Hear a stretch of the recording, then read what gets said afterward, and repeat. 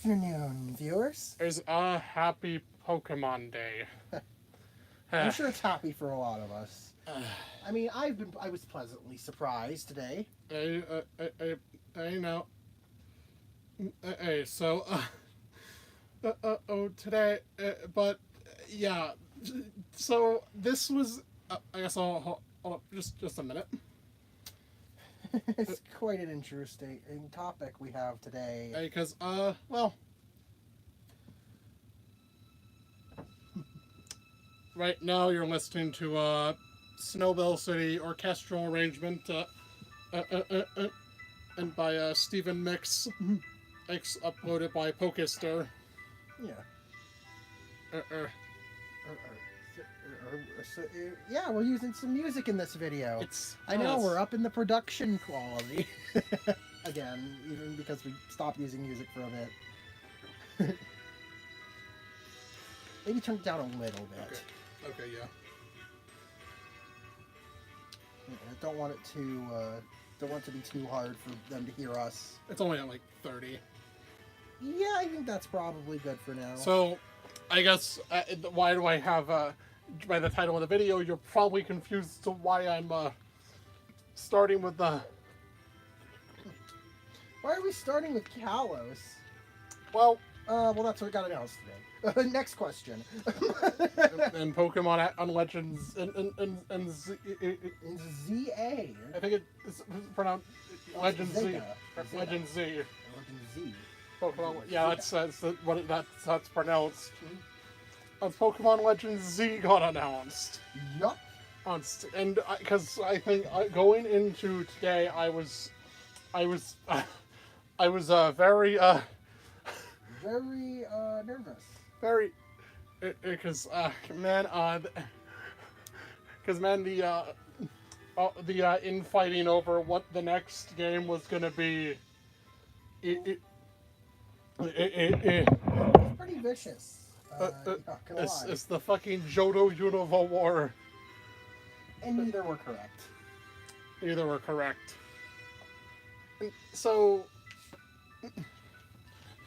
today,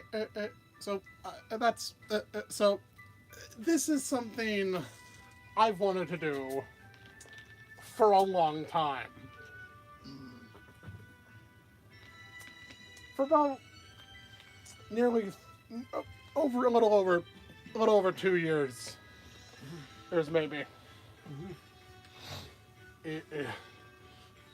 I have a lot to say about this topic, and I've just been waiting. We've been waiting for a good opportunity to talk about it. This, so and if you couldn't tell by the video title,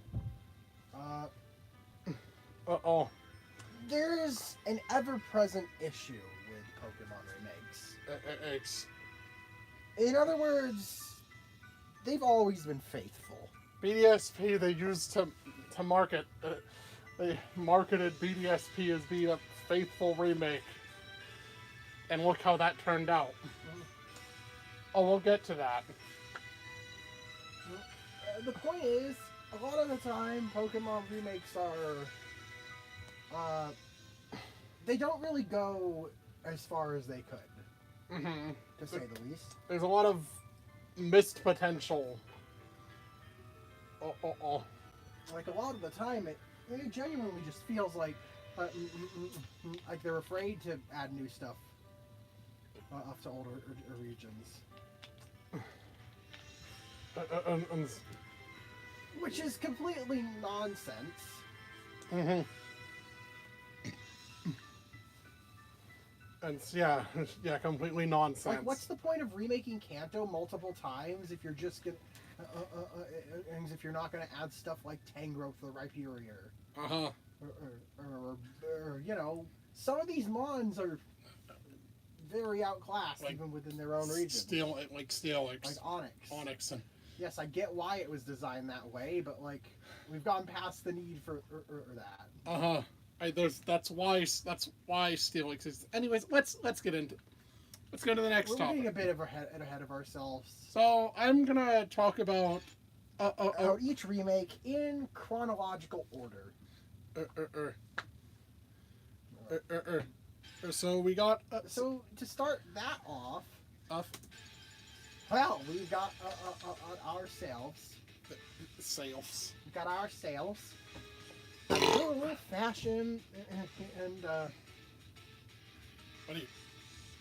Where are you going with this? my brain. We're listening to Battle Kanto Wild Pokemon Remaster, Fire Red and Leaf Green. Yes, Fire Red and Leaf Green. That makes By sense. Zame. Yes, Fire Red and Leaf Green. That's what I was trying to say. So these games, The first attempt, Pokemon's first attempt at a remake. and Like, unless you want to count Crystal. no, those are those are Enhanced versions. or better phrase is we didn't have time. We didn't have time.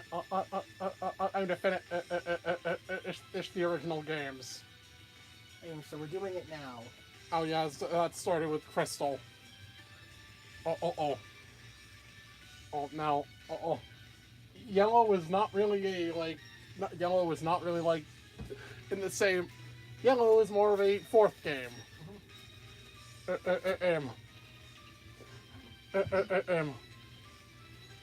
Or a fourth version.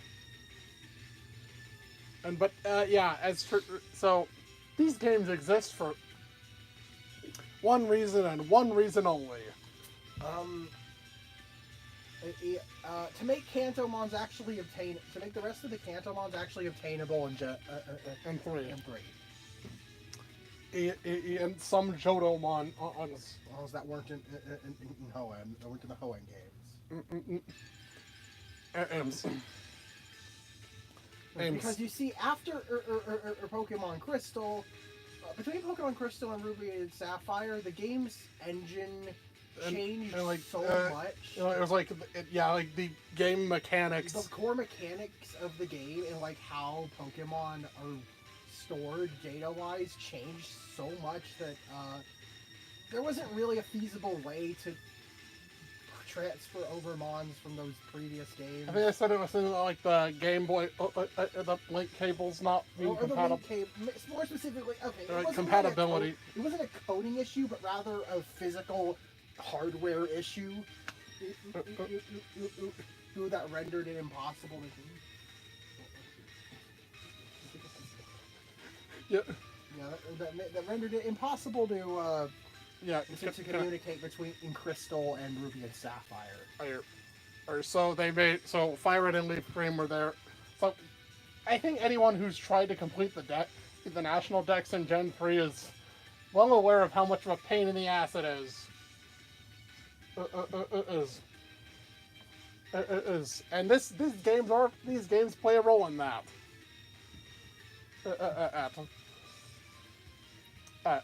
So about the games themselves. Yeah. About the games themselves. So while they're red and blue in Gen 3's engine, and meaning you got like modern at the time mechanics. You got the modern EV and IV mechanics. X abilities, held items, all that jazz. As you know, just recently, last month, these games turned 20. Yeah. And these are January releases? Yep. Feels weird, man. Pokemon historically releasing almost entirely in November, October. Releasing sometime in the fall. In the late fall. I mean, Legends Arceus did also have a January release, but that was more out of being delayed than it was just a general release window for the game. I don't know, just surprising to me. Yeah. So, and that's a fun fact. Emerald released later the same year. Yeah. That's funny, isn't it? Actually, wait. No. Oh no. No. Oh no. Oh no. That did happen again. Yeah. That did happen again. That did. 2022, everybody. Well, 3 games released in the span of less than a year. Thing is, but other than the engine stuff, that's just from Gen 3 itself. What else was changed? Well, you have, well, for one, there's now, for one, the game is now, like, very tutorialized. Like, you need, like, Professor Oak guides you on your first battle. Oh. I'm not kidding. There's also the Teachy TV you get from the old man.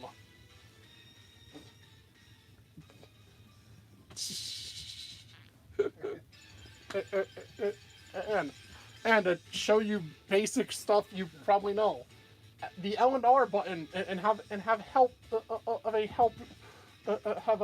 tips and shit. And if you, for some reason, man, this is, I don't know, this feels a bit patronizing. It's not the worst it could have been. Oh, you know. Yeah, at least Fire Red and Leaf Green doesn't have a 1-hour tutorial. Yeah. Area. Before you can get into the game. God.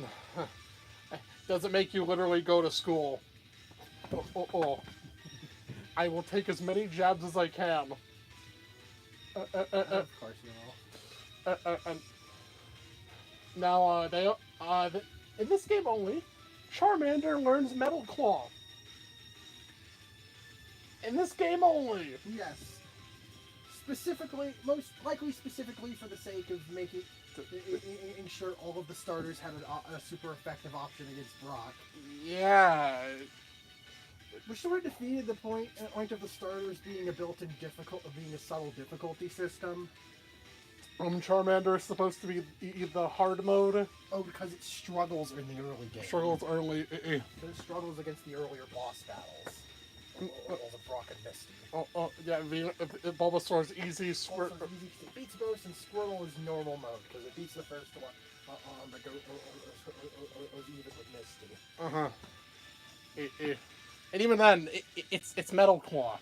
It's not a good against move. a defensive mon. It's a physically defensive mon, so it doesn't even really do that very well. Just use Ember, or if you're stubborn. Like literally, Ember will do more damage than Metal Claw because of how high Onyx's defense is compared to special defense. Yeah, if you're too stubborn and to just catch something to help, I'll just use Ember, or hell, you might even get a chance. I'd even burn it. I'm pretty sure they removed the 5 full heals per mon. Yeah. I forgot about that mechanic. Brock has 5 full heals. That's so goofy. Those in case, to prevent you from stalling him, I guess. That's so goofy. Why is it a thing? I don't know. You get the running shoes. After you beat Brock. I have no idea why you couldn't just get him in Meridian City. That's right. Like, that would have been a perfect time to get him to show you, the trip back to Palatine can run faster. This will help. No. You have to walk through Viridian Forest at a snail's pace. First. This is the game introduced the Versus Seeker. So that's helpful. It lets you train level your Pokemon up more effectively before the Elite Four. Or you just gotta run around and rematch trainers and their Pokemon will be higher leveled. Maybe. Or sometimes be higher leveled. Yeah, it's a nice feature. It's more helpful than only getting a random call for a rematch. It's a very nice feature. What else did they? They nerfed Giovanni was nerfed. You remember? Oh right. They gave him 2 Rhyhorns. Why? That's like the only team change. And Why did they do this? Alright, Brella for this run. yay. So I can get more drone. So I can go do a drone build. Because of course, Pearl. Of course. Maria did that. ignore him. Ignore my discussion of cephalopods. I will not elaborate any further. So well, I feel like there's a elephant in the room I'm ignoring. About Fire and Leaf Green? Yep. Why? It's not like there's anything jarringly missing from the game that the game intentionally obscures from you. Oh.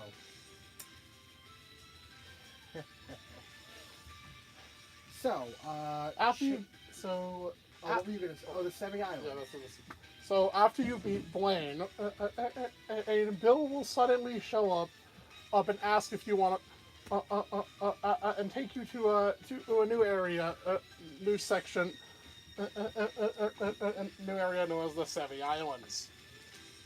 And oh yeah, once you accept his offer, you're not, you can't leave. Yup. You're stuck there until you finish his He quest. fucking holds you hostage. And you can't go back to the mainland.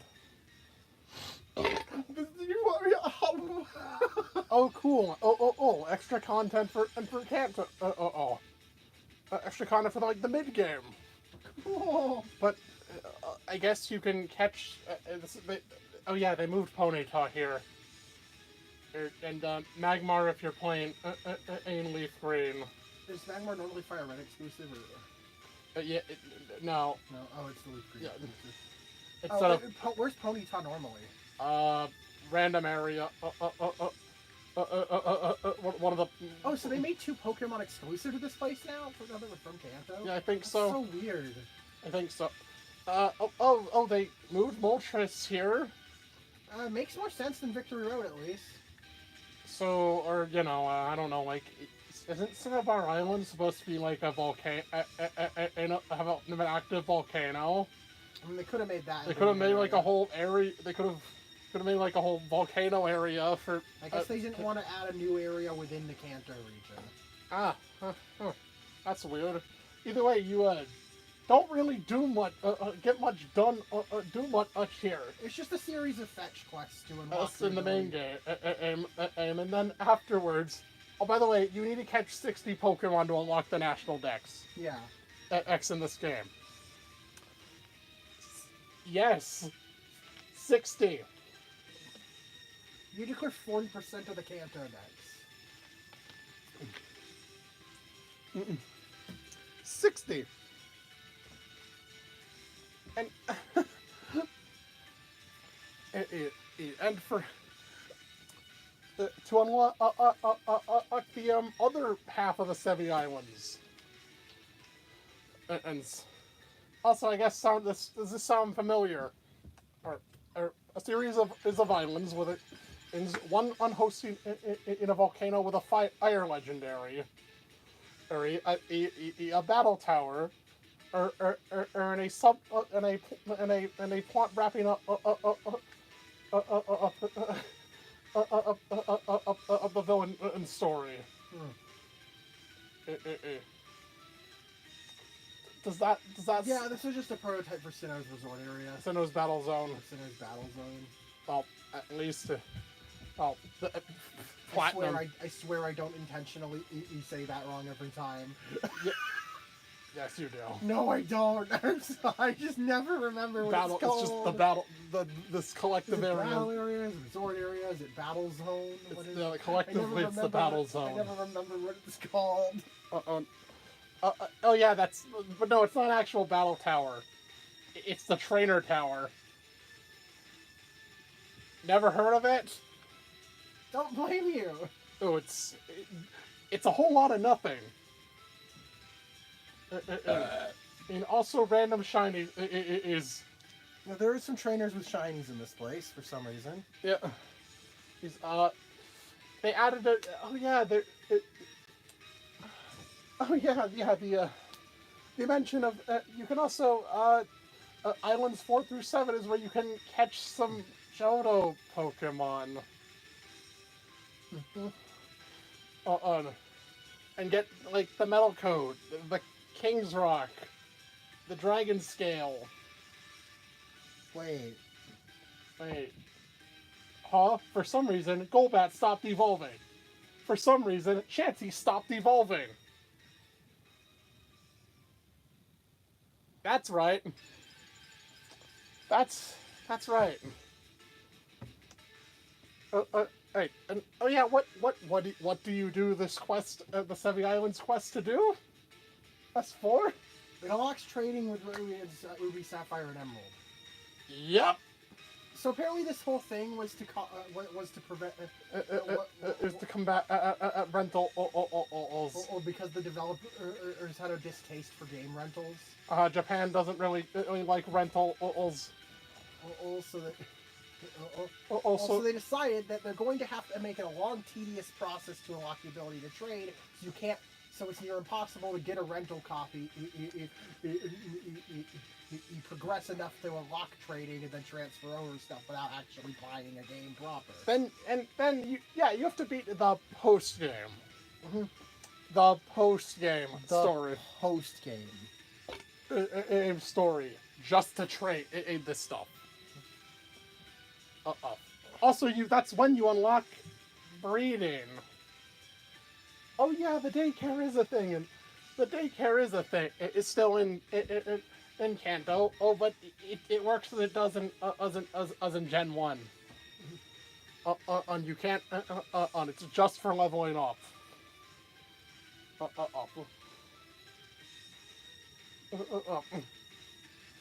Breeding is locked to post game.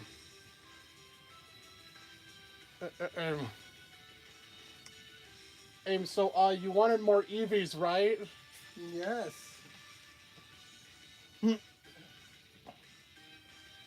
Too bad. Breeding is fucking outlawed on Encanto. Yep. Oh, that's what this... The mainland does not allow breeding. That is a really weird sentence out of context. Don't...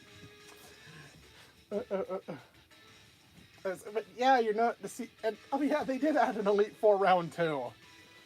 The first in the series, actually. Yeah. And I think they just added one extra Mon, or no, just replaced a Mon on each team. You know that elephant in the room? There are actually two of them.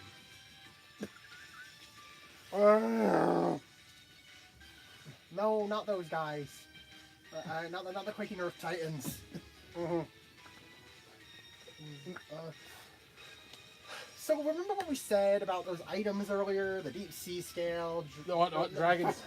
What the fuck? Dragons. The dragon scale. The King's Rock. The Metal Coat.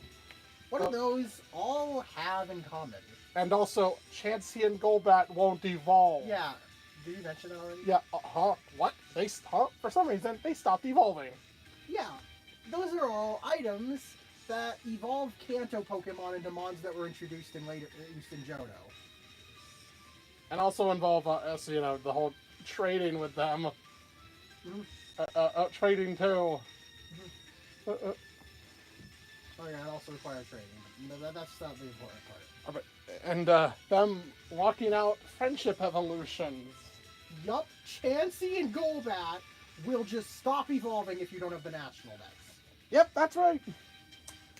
They locked the game the game with absolutely zero explanation just says, no, actually, you can't have Blissey or Crobat in Kanto. Yeah, for some reason, Golbat stopped evolving. This is by far the absolute fucking dumbest thing that they've ever done to lock content out of a remake. Yep, you can't. They're in the game, but we're not going to let you have them in the main story. Fuck you. Fuck you. You use the Mons that were introduced in the old games. And none of those disgusting Gen 2 abominations. And just the content to justify all of this is not worth it. It just really isn't. This whole thing's a huge fucking mess. Also, there's no day and night cycle, which means Espeon and Umbreon are straight up unobtainable. which is something funny. Pokemon XD doesn't have a day day and night cycle. So you know what they did? They They introduced items to evolve Eevee. like a sun shard and a moon shard. And moon shard, if I recall Yeah. correctly. So why not have those as? So why not include those as post-game items? Oh, right, because they refused to change evolution methods until Gen 8. Okay, wait. You see, this is just Let me just wait for the.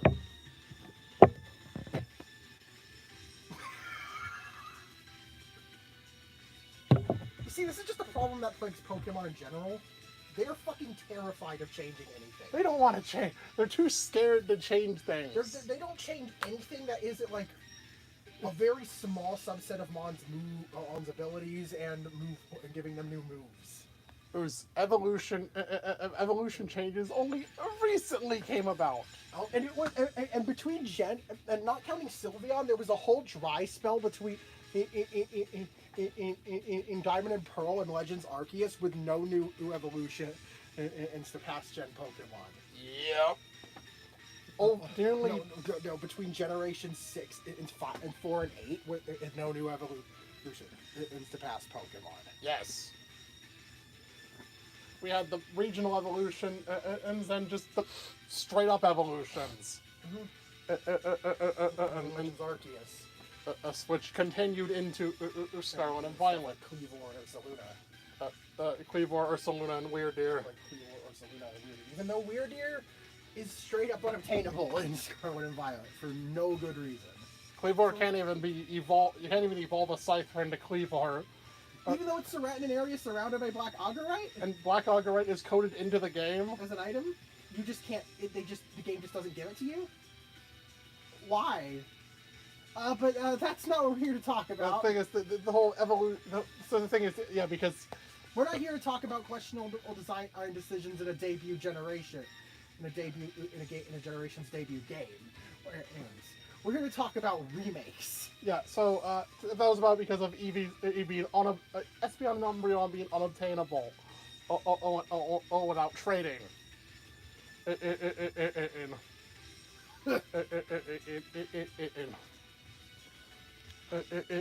In evolving them elsewhere.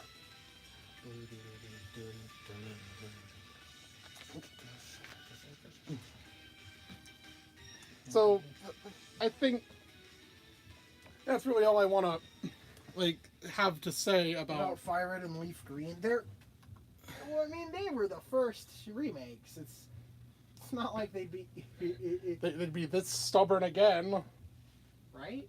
Right? With it playing by their rule. It's like Fire Red and Leaf Green want you to play by their rules. You can't have any Mons outside of Kanto. Oh, you can't even trade for them because the ability's locked. You can't evolve all of them because we don't give you the items. And in two of these cases, they're unobtainable. The game just straight up stops you from getting them. Well, technically 4 if you want to count Espeon and Umbreon, that can't be obtained even in the post game. Yep. So, that's from 2000. We jumped from 2004 to 2009.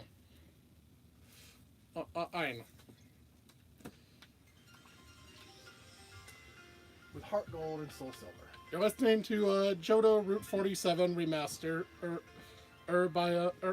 also by Zame.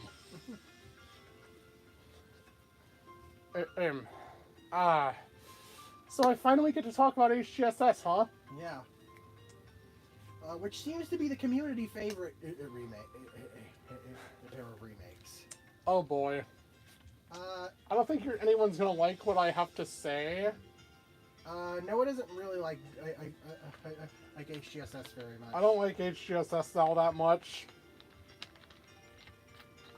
I think. To be fair, it's like in the same vein as, and it's not because HGSS does anything exceptionally horribly. It's mainly the fact that it fails to address the issues that he had with Johto in the first place. Yeah, like, sure, you're in Gen 4. You have Gen 4 or mechanics now. Oh, so physical special split. Making Feraligatr like the best starter.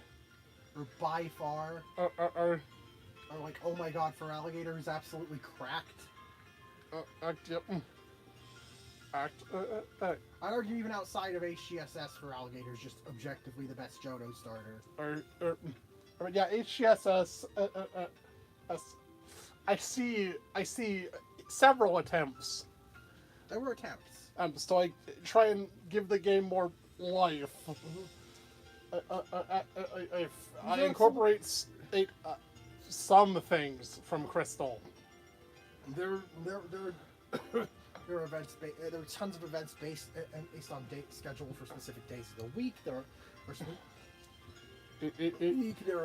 several eccentric new features and side modes. They added a whole new section to the map. App, the theme of which you're listening to right now. Oh, the clip. If Sam would that lead to the Safari Zone. We're not going to talk about the Safari Zone because it's a huge rabbit hole, and there have been videos that do it way better than we could. But it's not relevant. Not really relevant. It's something they added, and we're not going to go any further into it than that. Kanto was mostly restored. Yeah, pretty much the entire Kanto map. Viridian Forest, Seafoam Island, the actual Seafoam Islands, and not just a cave. Yeah. With Blaine. Blaine has an entirely new gym area that you get to from the entrance to Seafoam Island. Or take the path to the left and just find Articuno. It's cool. Yeah, they got the legendary birds too. Cerulean Cave has been restored. Or the like amount of like just like the general. There is a lot of charm in this game. And like just the. It like oozes his world built. It like oozes care and attention to detail. And all sorts of features that didn't need to be there, but you just appreciate that they are there. Like following Pokemon. Yeah. Yeah, like that. Like following Pokemon. If you ask me one of the most overhyped feature. Like, oh my god, people begged for it. And look what that led to. Yeah. Look what that led to its implementation in Gen 8. Yeah. Where it's super half-assed. They sure are there.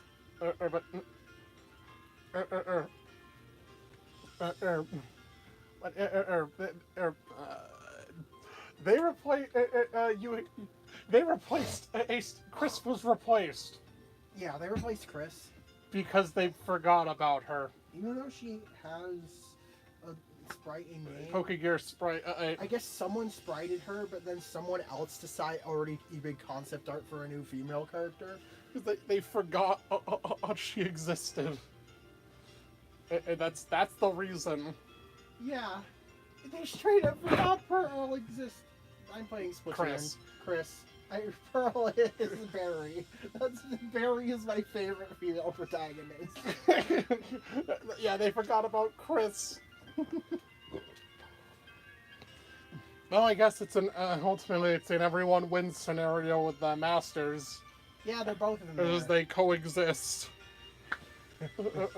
As people who actually like Lyra get to have her, and Chris fans stay winning. Yes. The thing is, there is just, and also like fleshing out, like, they gave Team Rocket, the Rocket executives actual characters.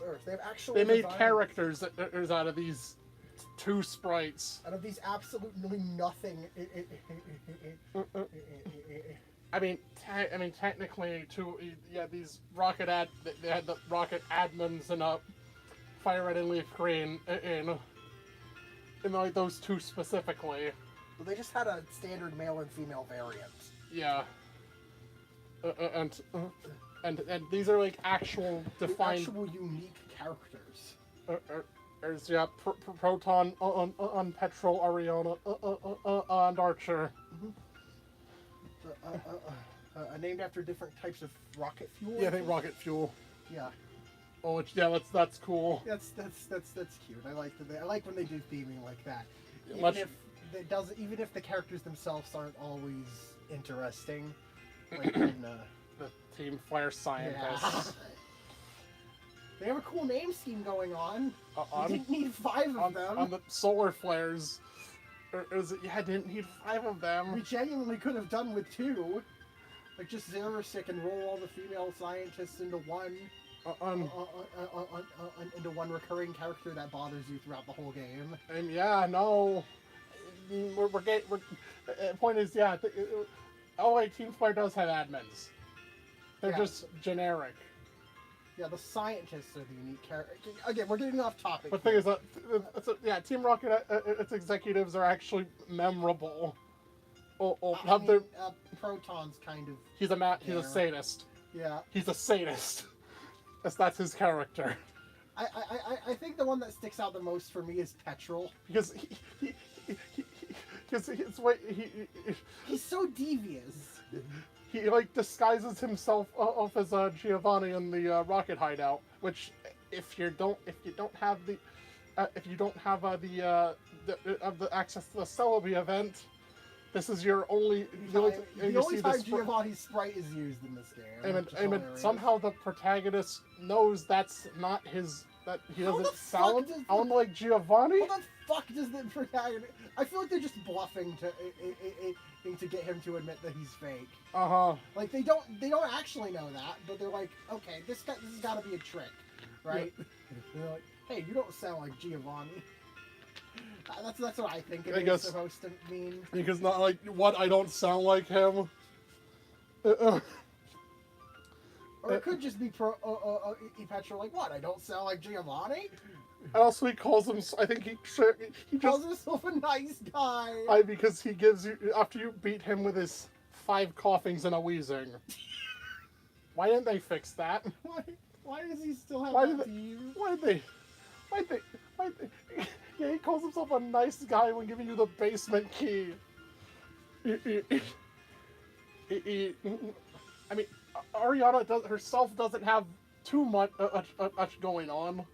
I mean, she's mainly noteworthy for being the only female of the group. But having a connection, an implied connection to Silver. As the opening to the opening actually shows Silver with Ariana's eye color. But notably, they changed this in all of the depictions of him. So it's implied that in Silver's redesign, he was going to have his mom's eyes, but they didn't want to make it too obvious, so they changed it. Yeah. So Silver too. His character was a lot more fleshed out. Silver's character has much more going on in this version. Especially with the God damn it! I wish this wasn't exclusive to an event. And you find out why Silver is the way he is. You know, the fact that his dad left him. It was also the fucking leader of the Yakuza. And you know, his dad's also a fucking mob boss. Which is where his perception, because he of power and weakness and strongness. Because he called his dad a coward for just leaving after or failing. Or he gets beaten once and he runs twice and flees the country. He loses to a child twice and flees the country.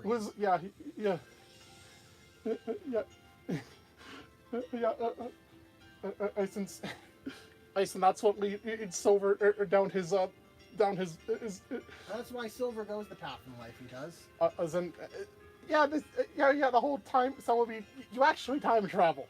You do actually time travel in this game. And you even get to fight Giovanni. Yes. And he's Oh, well, that's not the usual sound. That's not the usual exiting sound. Oh dear. I won't go any further. But yeah, the implications there are troubling. But yeah, thing is, that's the highlight of HGSS's events. It's really because of how important it is to the overall, how mainly important it is to like filling in the pieces. Is giving to understand Silver's motivations, which he didn't really have much in GSC. He was just kind of a dick. And also you did you actually get to see his growth both more a bit more apparent with like some dialogue tweaks. Eeks and how having an extra fight with him. Well, not an extra fight, but like in the Dragon's Den, and he's training there with his starter out. He has Pokemon out alongside him now. And he fights alongside you against Lance and Claire. Yeah. I still don't know why didn't they. His final battle, still, despite being in the post game, does not have a Weavile or Magnezone. Why did they not let him have those? Yes, HGSS added a lot of stuff, and you can rematch every single gym leader. Or if you go through the convoluted process of getting all their phone numbers. Massage your Pokemon on for a week. Well, for 7 days in a row. And then and you'll get Blue's number. Daisy will give you Blue's phone number.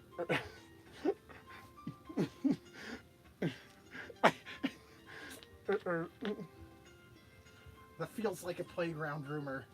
Also, I like the general glow up of all the gym leaders got.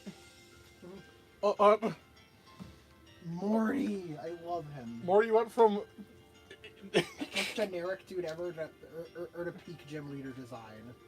Also, I think he's got that Mischievous scarf. That is so cool. I don't know why they didn't actually give him a Mischievous. I understand in the originals, but well, it's because they were scared of because it was added late in development. They were scared of balance. But come on, this thing, how old was it? How old were Gold and Silver when HGSS came 10 years old. Come on, it's existed. This Pokemon has existed for 10 years. Surely you know by now that it would be fine to have in the fourth gym. Mischievous blow. Mischievous is ass. Its moveset is fucking terrible.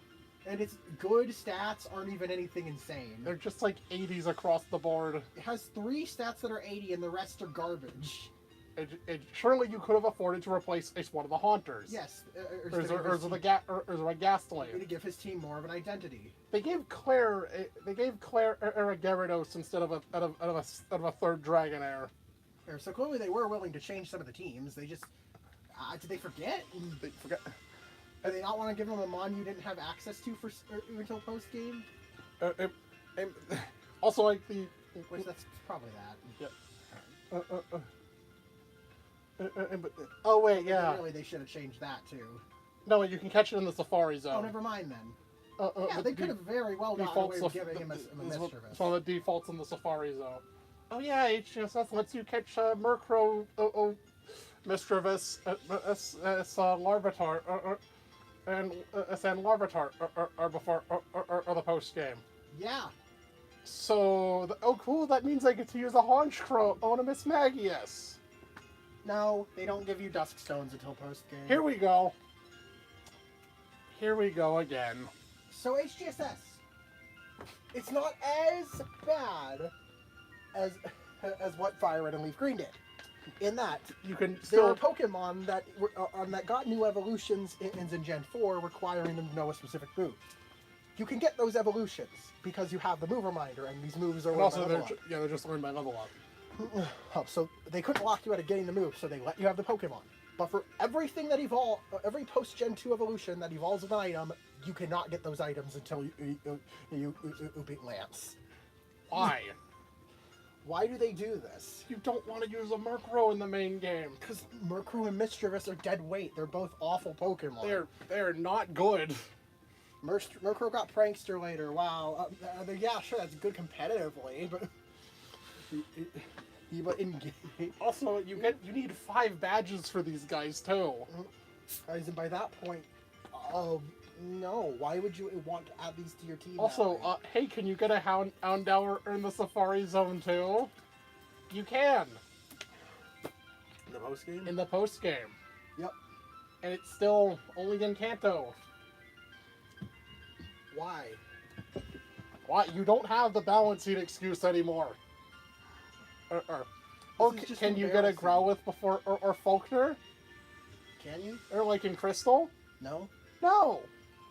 Can you catch a Sneasel in the Ice Path? No. Can you catch a Teddiursa in Dark Cave? No. Sneasel? Sneasel's particularly the most egregious example Because, of this. God, Sneasel is only... Get this. It's exclusively found on Mount Silver after you have all 16 badges and the only opponent left for you to face is red. Oh, that's not... Well, that part's not entirely true. But still... But still... Just before the true final boss where the credits roll for the second time. Yes. That's when you're allowed to catch this damn weasel. After you can already get its evolution item well before that. Mm-hmm. Why? Oh yeah, you can also... Oh yeah, here's another thing was, they added Primo to the game. Yeah, from Fire and Leaf Green. Yeah.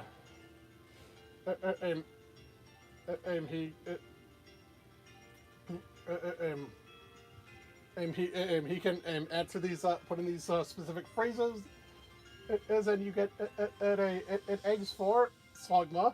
Okay. Marie and Wooper. Wait. What? You can catch Mareep literally right outside Violet City, and Wooper is after Faulkner. The only one of these actually actually noteworthy is Slugma, because it's normally a post-game encounter. Even then, Slugma still does. It's not good. I'm sorry, it's not. I can vouch. Ouch! Ouch! It sucks. I mean, it has Shell Smash now. Yeah, it has. It finally It didn't have that in Gen HGSS. Yeah, Shell Smash wasn't the. That wasn't It was introduced in Gen 5. But the thing is, yeah, why not like I don't know, why not like Houndour or something? I would have. I think Slugma is a good option, but it should have been paired with other mons that you can't get from Kanto. I think I said Slugma, Staryu, and if they wanted an electric type, like Elekid. That's still a 2-stage. That's a 3-stage. I want a 3-stage mon. Mareep is a 3-stage. A 2-stage. Mareep is a 3. I was just suggesting a 2-stage mon. Mareep's a 3-stage. The other are 2 stages. Voltorb? You can catch Voltorb. Right. Voltorb's not exclusive. Dumb it. Well, I guess a grass type instead then. And like Tangela. Oh yeah, Tangela.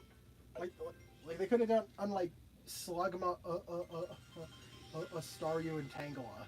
Well, Tangela might be a bit too strong for that point in the game. I mean, I guess, but you do have to use an external program, an external website to find, to obtain these. I mean, yeah. Average. So, like, the average player isn't going to know these exist. Yeah, I guess it makes, because yeah, you could, yeah. Because it's hard to call something broken when it's so obscure. Yeah. Either way, yeah. If you didn't know about that before, and now you do. If you have fun with your Slugma in HG on your next playthrough of Heart Gold or Soul Silver. Please, for the love of God, use any other fire type. I just use a Magmar. or just use a Magmar. Oh, Magmar's so good. Just use it. You get that after the for the 4th gym. You can get that with 3 badges. and it's really good. They also mean they didn't have so. Oh, what about the odd egg? Egg from Crystal, is that here? No. No. No, fucking course it's not. Fucking course it isn't. Of course. So the thing is, the stuff they added from Crystal was mainly the stuff for Suicune. So yeah, you've seen in this game, and he's not a forgotten character. Or his quest, the quest for Suicune is slightly expanded. And by that I mean You don't catch it till post game. you don't catch it till Kanto. Why though? They let you catch Entei and Raikou. Why couldn't they have kept Suicune confined to Johto?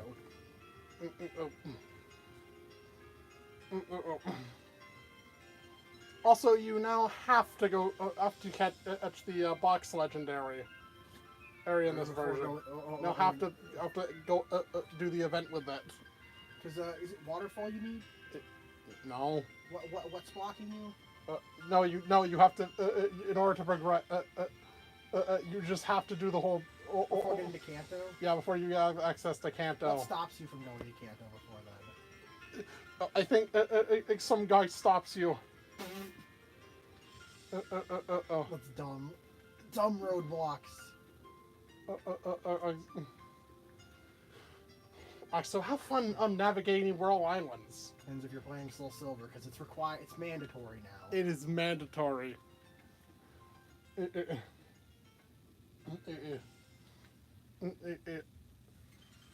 So they also decided to add the Eon Duo to Kanto.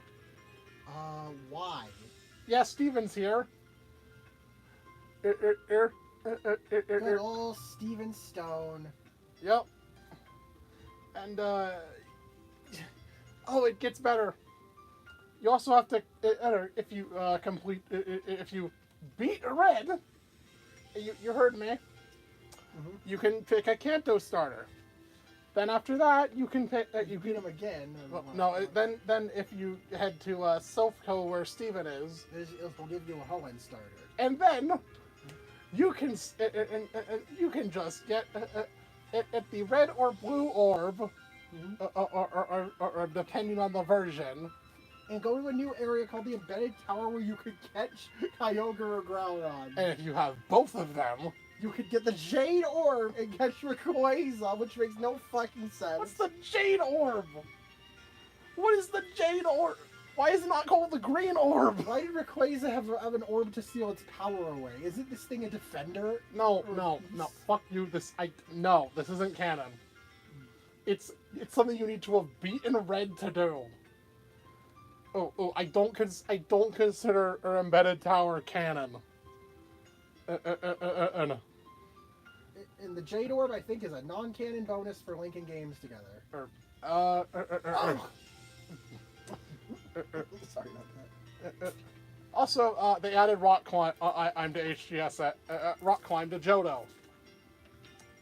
Which, you know what? You get that after you get every badge. Mm-hmm. All 16 of them. Yep. The thing is, there's areas in Johto that you can't access. The section parts of the map you can't access without it. Yeah, without Rock Climb? Yep. Yep, you need all 16 badges. It is every badge from both regions to get to some parts of the Johto region. And it's required to progress through Mount Silver. Mm-hmm. Why they add another HM? No idea. Because I don't know. Yeah, because what? Alright, because it had the same HM roster DP, yeah, same DPP, yeah. Except for Defog? Yeah, except for Defog. Alright, because they felt like they needed to have most of the HMs from DP present. Mm-hmm. And also, I guess with there was an event for the Enigma Stone. Oh, so you could catch actually other Eon Duo member or in your version. Yes. And and there was if you traded the shiny Pichu event from Platinum, Heard Heart Gold Soul Silver, you get a spiky-eared Pichu. Mhm. This thing's worthless. This thing's worthless. Statistically, it is exactly the same as a normal Pichu, except it can't evolve.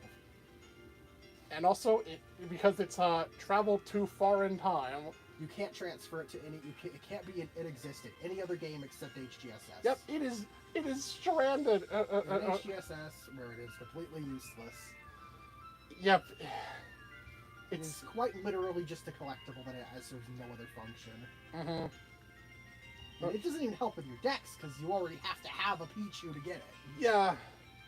Yeah, that's great. Hey, she is stuck here.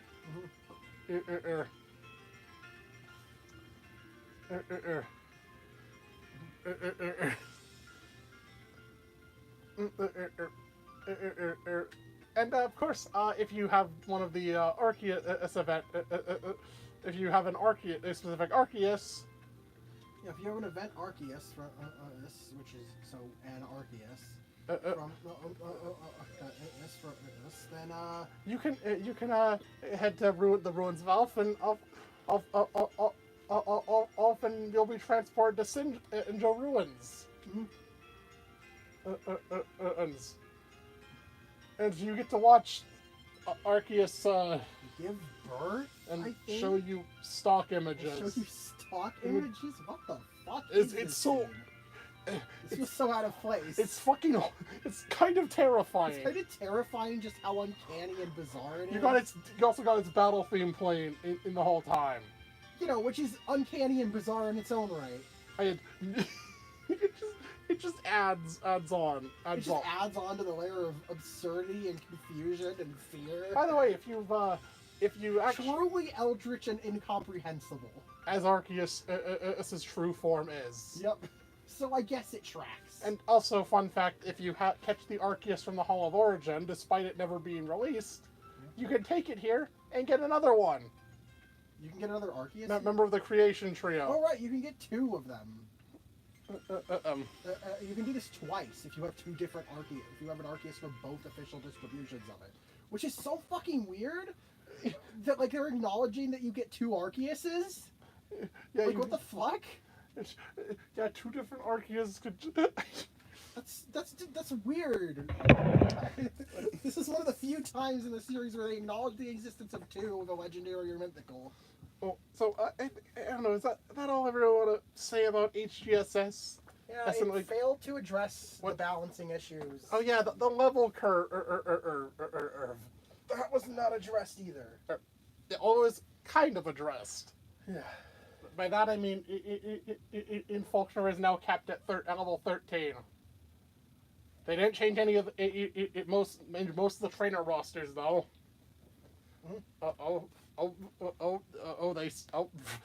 Faulkner doesn't have a Noctowl. Faulkner doesn't have a Noctowl. Morty doesn't have a damn Mestrovis. As Bugsy doesn't have any Johto bugs. Yeah, Bugsy's whole team is Kantomons. Same aim applies to Chuck.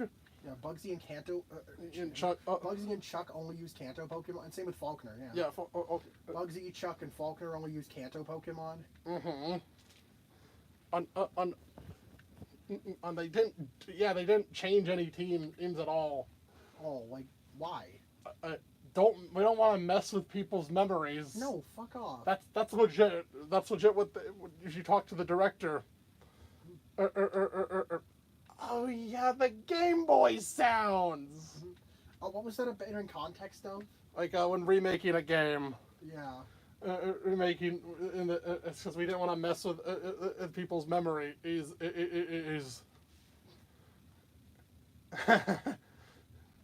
Well, guess what? So I guess. Oh yeah, the Game Boy sounds. I completely forgot to mention them. You need 16 badges for this. If you don't want to mess with people's memories, then they should just play the original versions of the games. If they have memories of those games, there's a good chance they still have those games. Yeah. Just thing is, I forgot to. Yeah. another thing that you need 16 badges for? Yeah. The Game Boy sounds. Yeah. You get to hear these so retro, over Chiptune rendition of the soundtrack. They don't sound, they aren't one to the one. actual original tracks. They're just remakes. And they don't, I don't think they sound very good. From my memory, MDS sounds. we'll get to that. We'll get to that. But HGSS, there's so much. There's a lot good here. There's a lot good here. But they also just kind of fumbled and didn't go far enough with a lot of it. They could have went a lot further. They could have improved the game so much more than they did. Use crystals and counter table and go further than that. Rebalance stuff. Add mons from Gens 3 and 4. Or aside from the evolutions, they couldn't gatekeep without some contrivance like Kanto's it stopped evolving. Yeah. Also, there's straight up no magnetic field in HGSS. Or in HGSS, you can't get a Magnezone or Probopass. Despite the fact that I think Jasmine uses one. Well, she did go to Sinnoh at some point. Yes, I guess so. Yes, that's a good explanation there.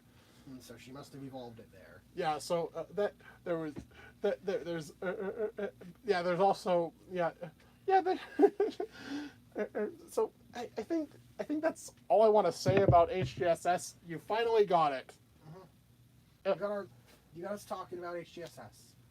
Now, let's jump forward to 2014. Oh my God, these games turn 10. Yep. Let's jump forward to when Hoenn got confirmed. Yep, Hoenn confirmed. You're listening to Orez Wally Battle Theme remixed by Kamix. Mm-hmm. Excellent. Orez. I have a separate video on this sometime. I'm gonna do a separate video about this game. Orez at some point. So this one. What happened here? What's going on here? Well, I guess the biggest thing is a lot of Emerald's content is not present. Which seems to be a running theme. Like the gym leader rematch, series of gym leader rematches is the encounter table. I think visual changes is as well.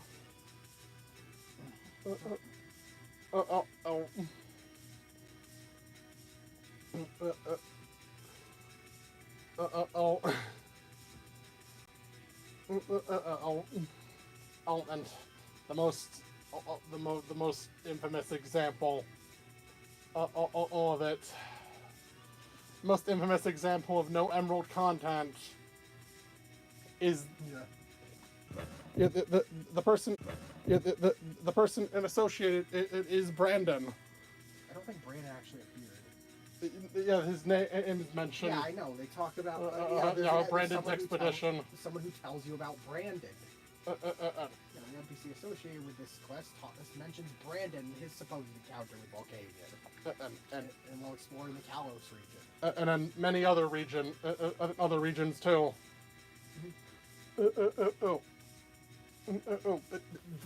There's no Battlefront here. Mm-hmm. They had like the worst excuse possible, for why. Kids these days don't have time because they have smartphones, so they won't engage with an extensive difficult post-game challenge. And so why include it at all? No. It's like the most cynical bullshit ever. It's the most. We know the real reason. They did not have time. They didn't have time. Who knows? Maybe ORAS were meant to be the first games to get DLC. Who knows? they just left it in there. Although confession, I never really used the Battle Frontier. Yeah. So I guess it doesn't personally affect it doesn't personally affect me. But the way they handled it and their excuse for it is just no. What the fuck? No, they couldn't just say we didn't have time. Because they refuse to admit that they're on a crutch schedule. Mm-hmm. Oh, I feel like all the people doing these interviews are not allowed to say anything about that. So they have to make up all these other excuses that make them look worse. Mm-hmm. There's, Orez introduced more megas. Yay! Yay! More overpowered or new forms going to Pokemon that didn't need them. Oh yeah, Sableye and Beedrill got megas. Sableye, Pidgeot, and Beedrill got megas too. I guess. I guess that's cool. But fucking no, not more pseudo legendaries. Not more legendaries. Not Mega Rayquaza. Yes, this game introduced four legendary or mythical Mega Evolutions. And if you want to count the primal reversions, which are just pretty much just Mega Evolutions the Megas with a different item. With a different item involved, so you can use one in addition to a Mega, if I remember. Yeah. Correctly, which makes them even more overpowered or stupid. Mega Rayquaza doesn't need a keystone. It doesn't need an item to hold. Oh yeah, they fucking did that. It invented its own. It invented that anything goes competitively. Mega Rayquaza was so fucking stupid it invented its own tier. It can hold any item you want. It also Mega Evolved to be a base set of an 80 Evadima. Yep. That's on par with Mewtwo. That's on par with Mega Mewtwo's, except this can hold an item in addition to Mega Evolving. Yay! Why? Why? How did they think this was okay? I don't know. It just has to know Dragon Ascent. All you have to do is have a specific move on it. Which it'll know already when you catch it. Mm-hmm. Yeah, so long as you have Dragon Ascent on its moveset, it can Mega Evolve. But yeah, it's not like it's a terrible move. Yeah, no. It's pretty good flying stab. And so, and I guess another example, Flygon was supposed to get a Mega. But the artists could not come up with a design in time for release. This one wasn't confirmed, but I don't.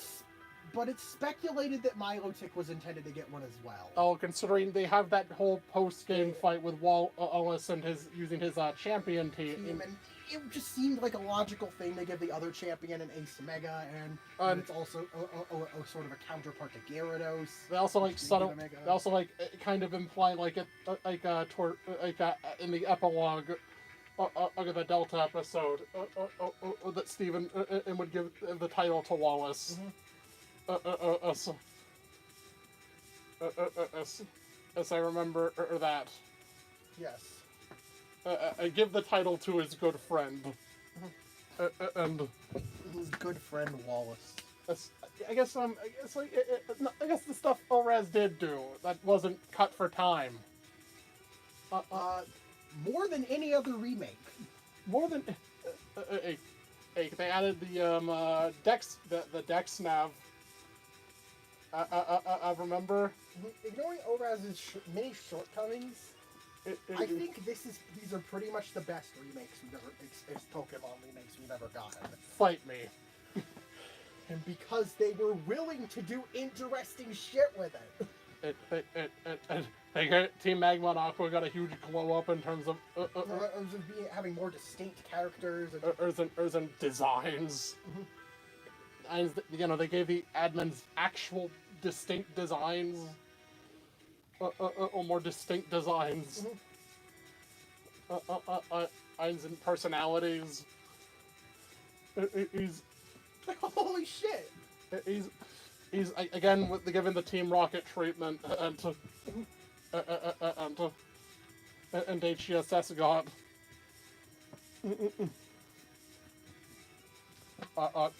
Wally is now a more fleshed out character. And he even has his own battle theme, which you're listening to right now. In the whole, he has a whole arena for when you fight him again. Like seriously, they did Wally so much justice. And he has like a really insane team if you beat a battle Chatelaine. There's a 1% chance, or 1% chance for him to give you the ability capsule. Oh, yeah, he has a fucking full-on competitive team. He is genuinely one of the most terrifying opponents and pretty much genuinely the most terrifying opponent in this game in that context. I guess the overall super boss of Gen 6. This is Wally. One of the world's weirdest training dummies.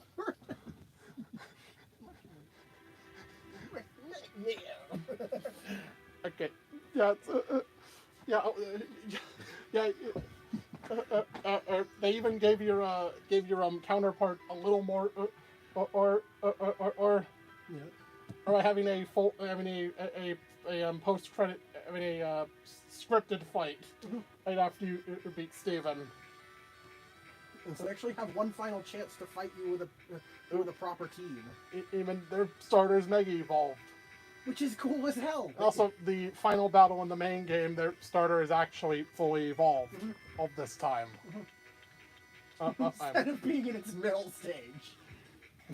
Which is just embarrassing.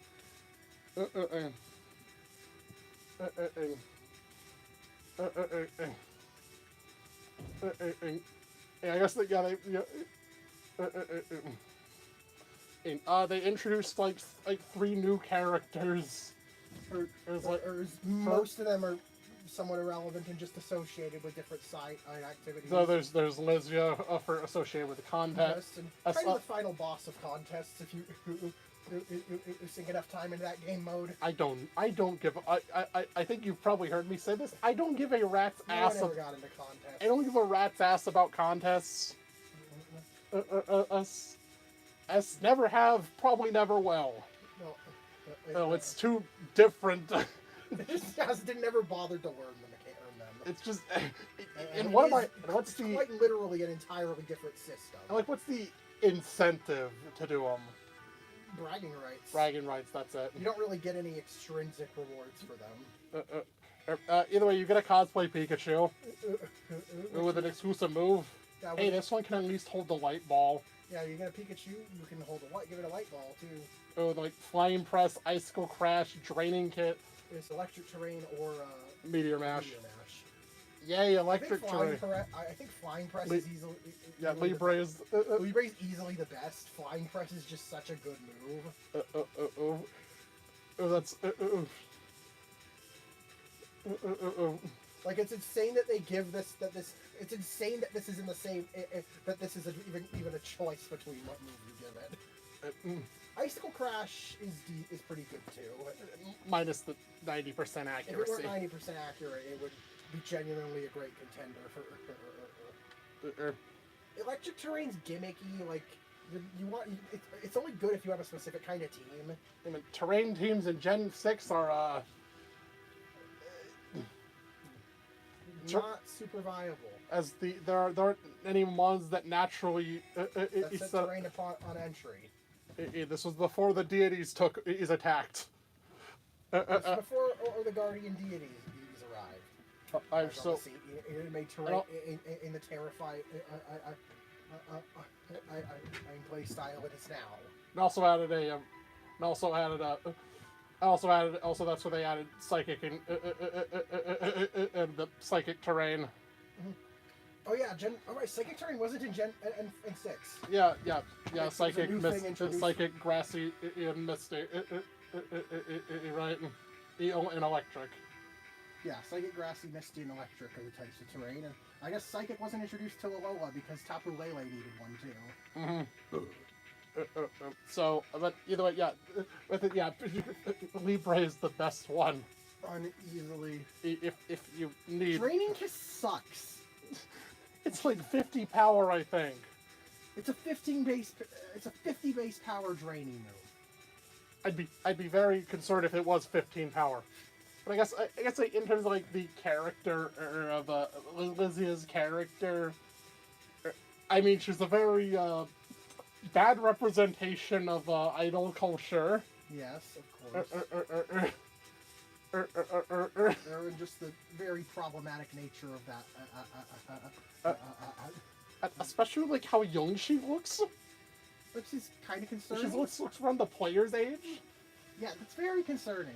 Asian. Also, she's Someone get her out of there. she's also Wallace's niece. Oh right, yeah, she's related to Wallace. I guess this family's just full of fashionistas. And I think in some of her dialogue she even mentions that Wallace has a she mentions one. Yeah. On as like Wallace's is his master, his mentor. Mm-hmm. So that's really cool that Juan gets a mention even if he doesn't actually appear. Why am I forgetting a certain guy why am I forgetting a certain guy? I from Unova, who's 20 years old. A Unova-born 25-year-old man. A Unova-born 25-year-old man. Arune. Oh right, Arune. Secret bases got expanded. And upon it, honestly, even though neither of us really ever got super into it. Well, I made my own secret base. It's such a cool feature that they. It was really. It was. You weren't missing much. It was super cluttered. There were like a bunch of fancy shit, like the Poke Flute display case, a replica of Lumio City, a Prism Tower replica, my diplomas, of course, or the fucking fancy chair and desk. You could even like this was mainly like for like Blissey firearms you could find from other people. You say it using people. You scan a QR code and get someone's secret base to farm experience. Which is so cool.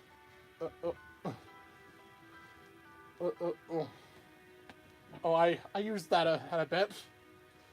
It's just a very nice feature to have. I know that was technically possible on RSC, but you like needed to like mix records with someone on the access with the internet. That's much easier. And the other character introduced in ORES. Zinnia. And the whole Delta episode. Run around the region. Yeah. Again. I swear they can't think of any like original quest idea, or post game quest idea. Yeah, it's not run around the region again. But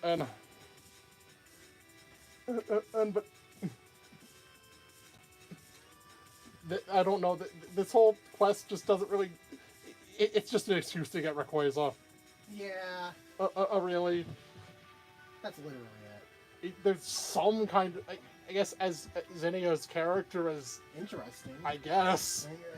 The Draconid clan. Yeah, Draconid. She's the last. Not the last. One of the last members. The Draconid, the Draconid clan. Rayquaza worshippers. Yeah, people who worshipped Rayquaza and were a greater in number back in the day. Yeah, and I guess also she has a Whismur follow her. She has a little Whismur friend. And asked her how can you, and it says mum. It's adorable. But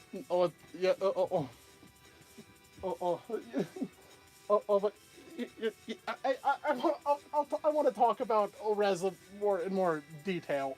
Yeah, sometime later down the line. But the thing is, because this game is kind of important to me. But thing is, I guess in terms of the Pokédex. The most important thing. Yes! Guess what? So, what's that? You think, are we going to be stuck with Rosalia? About not having access, only having access to Roselia and Dusclaw. No! They added all future evolutions of ones that were on the Hoenn Pokédex. I know, I'm shocked too. They added Silver. Was Eevee on the... Eevee wasn't on the regional dex. They added all of the Gen 4 evolutions to the mons that were on the Hoenn Pokedex. Like, so that's like Rhyperior, Urgalade, Aid Budu, and Roserade. Yeah, I think it's those guys. Yeah, a Dust Usnor or Or Frostlass. How They hard? actually did it. How hard was that? How hard was that?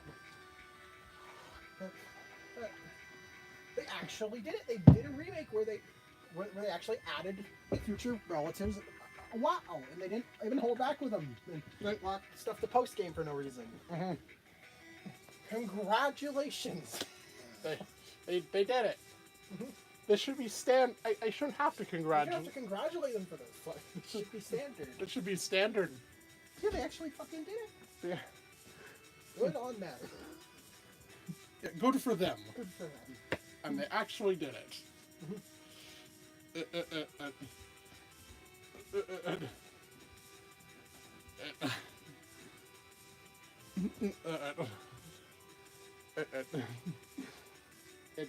They actually, and also like when you wrap up the oh yeah, soaring. It was something they added. Yeah. The Eon Flute. Removing the need. I guess removing the need to fly. The soaring mechanic. Hey, that's a really cool. That's really cool. And also, this was the first time where they started to throw in past legendaries. Yeah, you can ride On Megalatios. Megalatios or Megalatios, depending on your version. Not that it makes much of a difference. I mean, these mons are quite literally the same design with a very... they're quite literally the same design, but with the triangles in a different... I think they have different eye colors. Yeah, I think so. With different eye colors and the triangles in different in orientation. Oh, did I forget to mention you get access to the he's after the fifth gem. You did. Yeah, the balancing still isn't really all there. Are you? And unfortunately, a lot of characters do not use their emerald teams for the most So part. that means no Watson with a Manectric.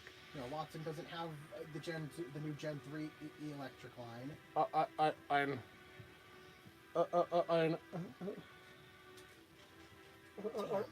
Really? Someone introduced one new electric line? Well, other than plus on mine and. Oh Jesus, that's so few. What the fuck?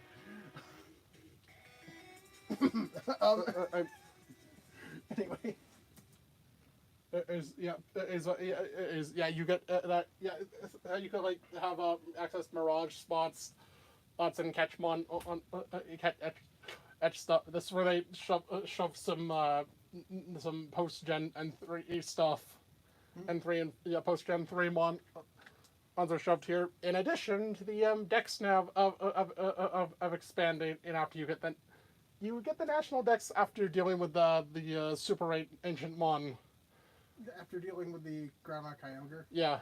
Yeah, after catching your box legendary, you get the national decks. So you could theoretically just go catch some stuff. Go catch a bunch of stuff and start working on your Pokedex before... Or help if you want to make a new team if you want. You can even make a whole new team with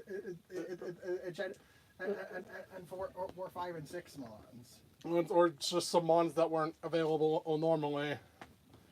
Hey, the world is your cloister. Yep. Or at least Toen is. Yeah. That's a really cool idea. Genuinely a really cool mechanic. And I also, that's the way they handled... yeah, if you had a street pass with someone who had the Eon ticket... You can get one. You can get one and catch your other legendary. And catch the opposite version and member of the Eon duo. Oh, that's cool. You catch your opposite version Eon twin. And they actually preserved that. Which is such a cool old thing for them to do. Even if getting it is very questionable. Well, you had to have had a trainer club membership. Account. And then you street pass someone with it. The ticket's yours. Hey, it could have been handled worse. It could have been. could have been. I'm not comparing it to anything. I'm just saying it isn't the worst possible way they could have done it.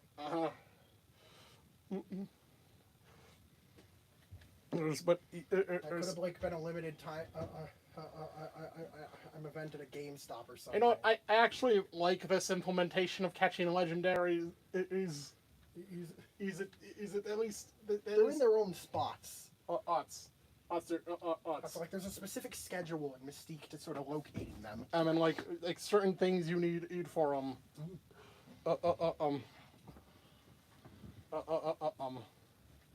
Unlike like the legendary beasts being time of day, certain hours, or is the lake spirits being in certain days of the week. Encountering Dialga or Palkia requires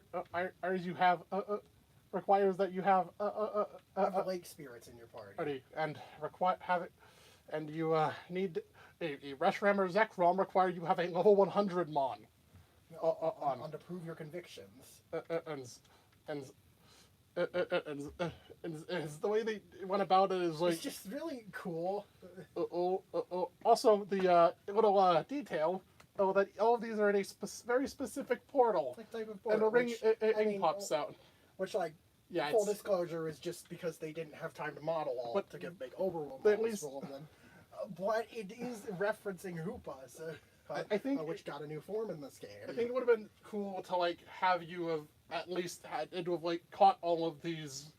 well, if they didn't want to have an in-game free Hoopa, then they could have made that the requirement to get the prison bottle. Yeah.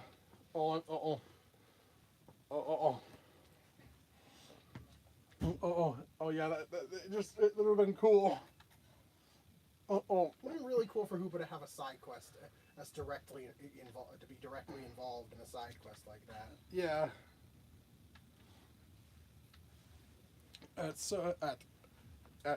I just think there's just I like how these are very. I like how like some of these events, these legendary encounters, even tie into like the in-game, and like how the Scorch Slab has a Heatran, and as they turn into like a proper area, a proper dungeon, and they completely Orez also completely redesigned and the abandoned ship have been turned into a sea marvel. You can get a Spiritomb there.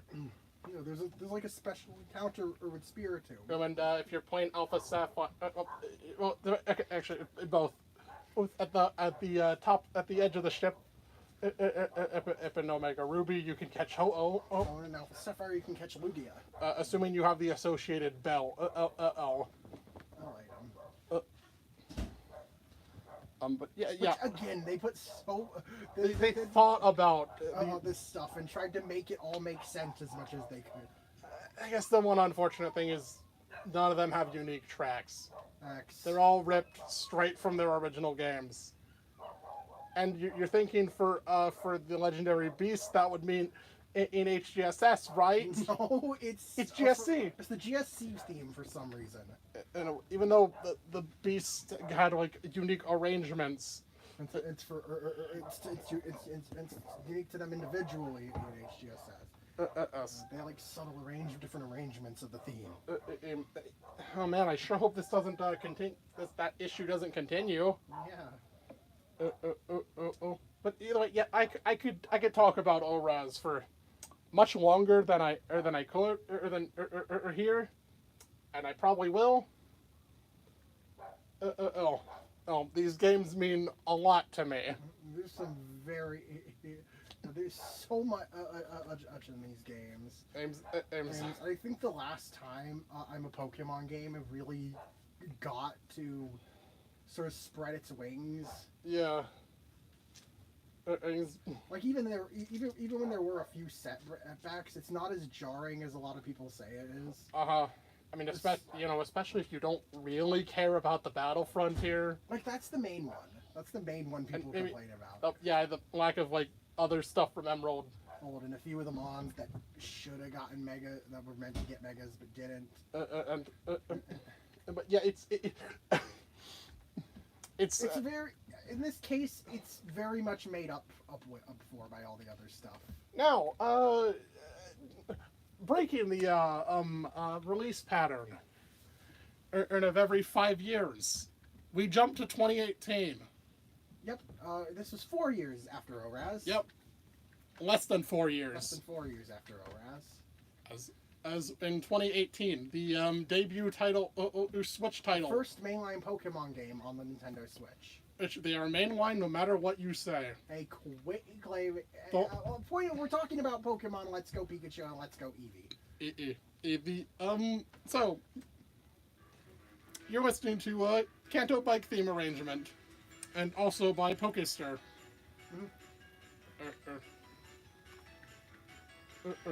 Let's go. I'll admit, I wasn't really that hyped for this. This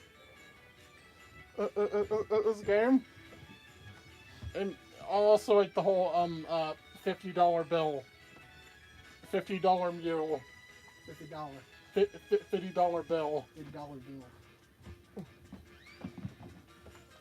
Yeah, just the absolute nonsense of that. It was like $200 to buy both games. Games with the Pokeballs and. Also because you is one per ball. Needless to say, this game did not leave a good first impression. And also the fact that it the catching system works closer to how it does in Pokemon Go. Because that was the intention. The intention was to get Pokemon Go players interested in the main series. And I guess it worked. But Let's Go or... Very confused. I see Let's Go has an identity crisis. Yep. Like, I see the vision. It's like they want to reimagine Kanto. And have like a more fully realized and living and breathing Kanto region. And like they even tried to change the story, give it more depth, a little more depth to the story. For example, you have new protagonists and Arrival. Oh, and apparently this is a timeline where Red and Blue went on their journeys earlier, and therefore didn't deal with all the Team Rocket stuff. And also, apparently, Blue, as Blue mentioned in the Pokedex, he didn't have a Pokedex back then. And he just drew in a journal. Which is a nice little reference to, I believe, the anime. Yeah, I think it's a reference. Like, I'm not sure if it's a coincidence, but it could be a reference to Pokemon Forever. Or possibly. Or when he was younger, Professor Oak used to draw Pokemon in his journal. Yeah. You get a sketchbook for. And if that is a reference, that's a really cool deep cut. But wait, Blue? Yeah, Blue. He's here as his own character and not a rival. He's the most prominent out of the three. The most prominently featured. Out of the original three. Mm-hmm. Three. Green's in this. Green's in this. She appears in the post game. After you catch Mewtwo, she battles you, throws 6 Pokeballs at you. Because as if I can't have Mewtwo, you should just become one of my Pokemon. What the fuck? What the fuck? She is unhinged. Green, I think that's called slavery. Green, you have issues. And, like, she can rematch you, being really persistent about wanting Mewtwo. Yeah. And she never explains why she wants Mewtwo. And I think interestingly, in Blaine's rematch at dialogue, he mentioned having run into her before, which implies a history. Perhaps she's related to. Perhaps one of her relatives worked on the Mewtwo project. Who knows? How else would she have even known about this thing? And so the thing is, wait, where's Red, you ask? He's... not even like men. He's kind of alluded to by Trace. The Blue had a rival who was super strong. But that's it. And if you beat six X Master Trainer, Bruce, you can challenge Red. And hold on. What is a master trainer? thanks for asking. Glad you asked. Glad you asked. Stupid. Yes. This is stupid, contrived filler bullshit. This is blatant filler. Because they didn't. There's not much of a post game. Picanto. Oh. So what would they do? You think they'd add a new area? A ton of more Pokemon you can find that weren't in the original games. Aims a new post-game side quest. How about none of the above, and instead you have 145. I've stupidly powerful battles that abuse this game's ability to theoretically max out your Pokemon stats. Yep. Plus to 999. And have Pokemon on that learn moves that are illegal for them to know. Yeah, if I'm correct. Yeah, so moves that are illegal for them to know. And have their stats cranked up super high, and you have to fight them with your own, with a single Pokemon that is the same species as them, and also without using any items. Yeah, no item. These are bullshit. Like actual stupidity. You have to, if you want to, on any semblance of winning, you gotta grind. A ton. Ton of Pokemon, specific Pokemon candies.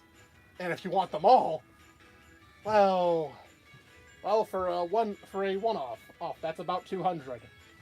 For a 2-stage, that's 400.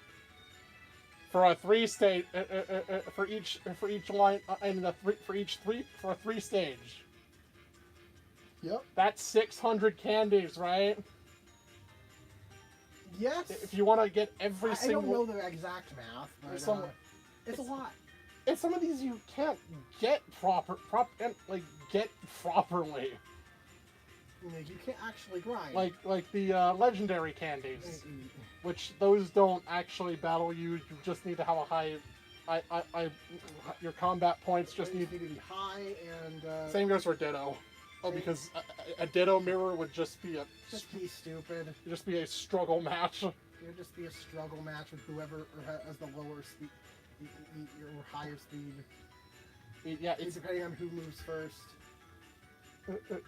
It'd just be a struggle match where or whoever has the higher HP wins. So yeah, Ditto and the and all the legendaries. And all seven legendaries. He's counting Mew, Meltan, and Melmetal. Oh. And the thing about those 7 Pokemon... Okay, the thing about Mew, Mewtwo, and Melmetal... You can't get candies for those in Let's Go. Not unless you walk with them. Which requires the Pokeball Plus. Yeah. These 3 titles are effectively unobtainable unless you buy a $50 accessory. Yeah. Well, 4, because both members of the Meltan line. Yeah, the reason I don't include the birds is because you can catch multiple Articuno, Zapdos, and Moltres as in the post game as very rare long air spawns after a long chain in a Pokemon after you caught I believe after you've caught the static ones. Yes. What? Yeah, what the just infinitely spawning legendaries. What the fuck? And this game completely shatters the definition of legendary Pokemon. There is literally zero definitive classification for legendary Pokemon now. Yep. Because there is no way to make a definition of legendary Pokemon that includes the legendary birds but not unknown now. And nobody wants to call unknown a legendary. Yep. And nobody thought legendaries evolving was one thing in Alola. Nope. No, that's small potatoes. This is insane. Utterly deranged. They let you catch these guys. multiple of these. Several. Infinite amounts of them. Yeah. A little bit insane here. So, other than, yeah, you earn titles that you will be referred to as. You'll be referred to as. Get them all, and you get the Grandmaster title. Yep. Also, beating Red gives you the Battle Master title. Also, Mega Evolution is in this game. Yes. Barely. For all the Pokemon that have it, but only after you have every gym badge. Well, you get the starter Mega Stones right before the last gym. And all you the get them Mewtwo. It's for free after beating. I think after going back after beating Green. And as for the rest of the Mega Stones, do you like grinding money? Yeah, they're stocked in the Celadon department store for absurd prices. In the Pokemon in the Indigo Plateau. They're stocked at Indigo Plateau for absurd prices. This was also the last game to feature Mega Evolution. Then. Until now. The last main series game to feature them. Yup.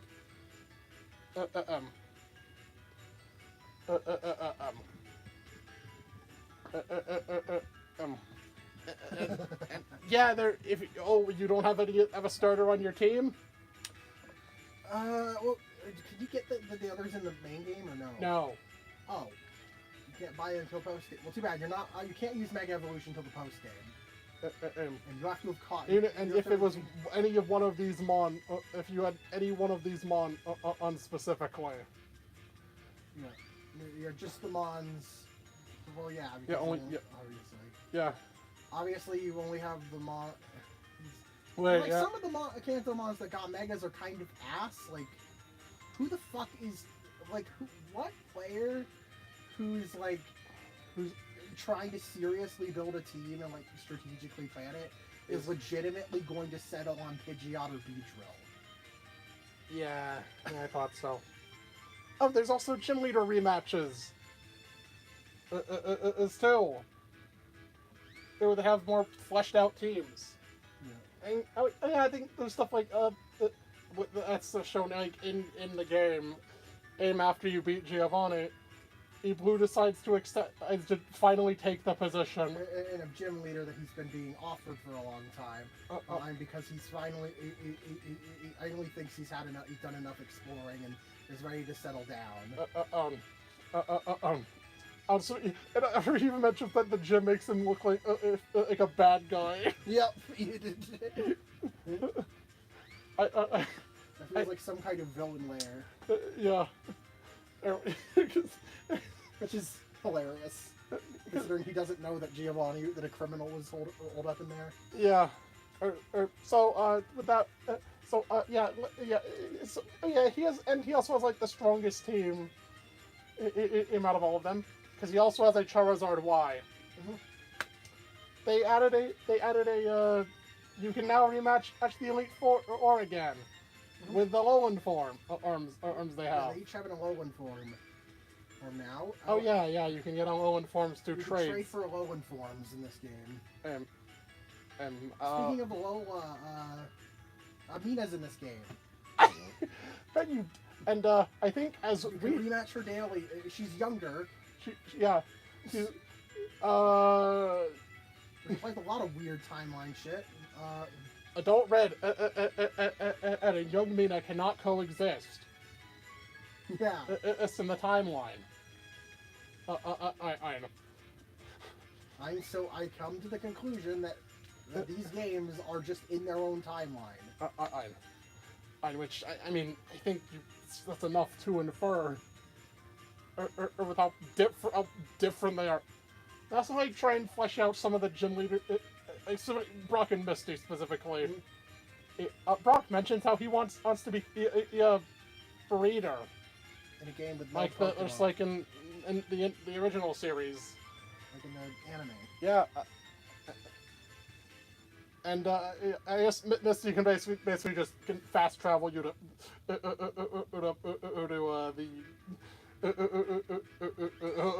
after beating Surge. Yeah. Brock does like offer you is the one who gives you the tea and pewter crunchies. Yes, Kanto finally has its own local item. And also, I guess he mentions how he was until all the ladies shoot him off. Yeah. Off. They all looked at him funny. So I see Game Universe Brock doesn't have any better luck an anime Brock. Yep. God, either way, Brock gets no bitches. Yeah. Maidenless. Yep. Yep. So, yeah, I think, yeah. Also, so they decided to add Archer to this game. Not Ariana, not Ariana as well. Just Archer. Also, like, you can rematch him in the post game, in the hideout, where he leaves a note. About how he will return elsewhere.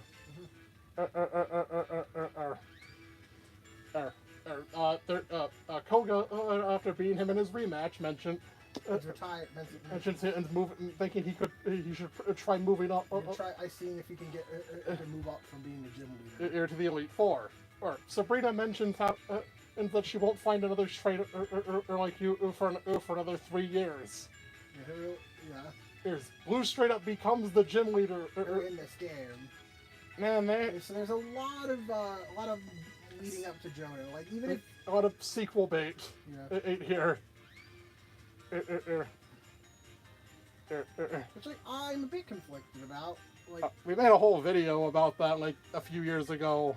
With the problems with did they ever actually plan to do a Let's Go Johto, or was it just like, oh, that's where this is in the timeline? Let's actually reference it since we have the knowledge of what comes next now. Even though I think they also kind of did that too. In Fire Red and Leaf Green. Yeah. It's just a lot more prominent in this one. Oh, no, I think I'm thinking of them referencing Giovanni's son. Yeah, on having red hair. Or from as Gideon says. You're not the boss's son. He has red hair. So yeah, either they were planning. They had some discussion over a sequel, or just this was just. Just them messing around with the timeline. But let's go. Wait, so I mentioned the thing about breeding, right? Yeah. Brock wanted to become a breeder. Here's the catch. You want to know the catch? You want to know the catch? Yep. There is no breeding in this game. Yep. They even came up with a really stupid excuse too. What was it?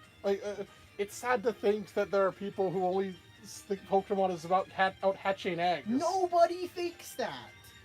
I guarantee there's not a single person who plays Pokemon who thinks that the game is primarily about hatching eggs. How tone deaf do you have to be? And also, did you hear how he mentioned like they could have what if they have like added any new onto the post game? How about that? Once more.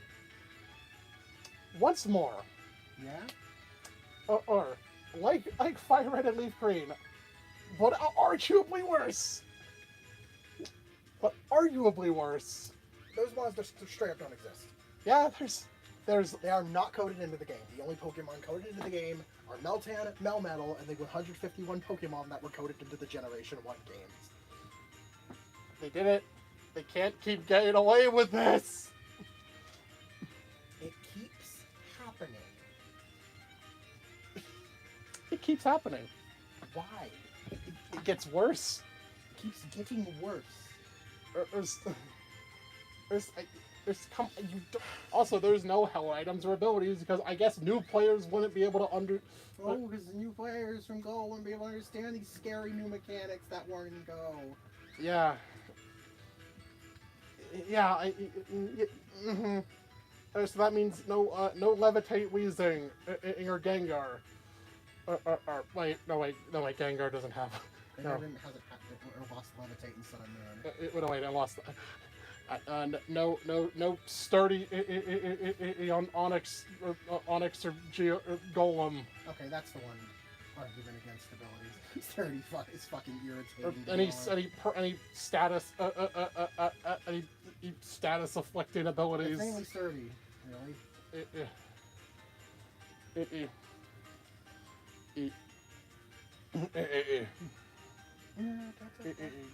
God, yeah, these guys. This is. Yeah, he's just. Yeah, no abilities or held items. Oh, therefore, that means they couldn't let you use a Steelix or Kingdra, right? Because they don't exist. Mm-hmm. Oh wait, except Legends would do the exact same. But also doesn't have held item. But they just added. They just work like stones would. They work like stones would, and like items like the apples or the armors. Like the apples for apple, the armors Lance for in his rematch. Lance in his main team has a Seadra. He has a Seadra. They gave him a Seadra. They gave him a Seadra. They gave him a fucking Seadra. They gave him a goddamn Seadra. Fucking course they did. Why wouldn't they? Gave him the Seadra. They gave him a... Why? Also, the fact that Elite Four rematch is kind of pointless. That's when you don't have any new mods. But, like, what is the point of this, even?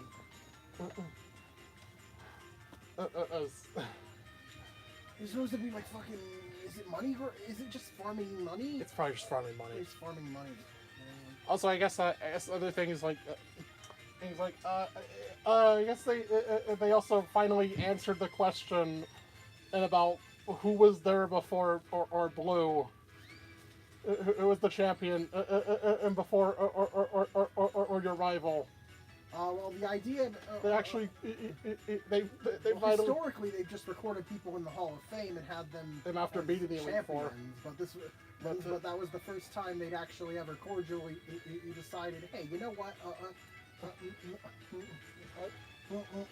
Should we not just have a champion be the part of the challenge? And yeah, I like that bit of world building. And is nice. And like, for all we've complained, there's still a lot of added world building and stuff. They added Jesse and James to this game as they were remakes of Yellow specifically, which of course have Jesse and James. And they get a little more screen time. And I mean, their personalities are actually on display from the anime.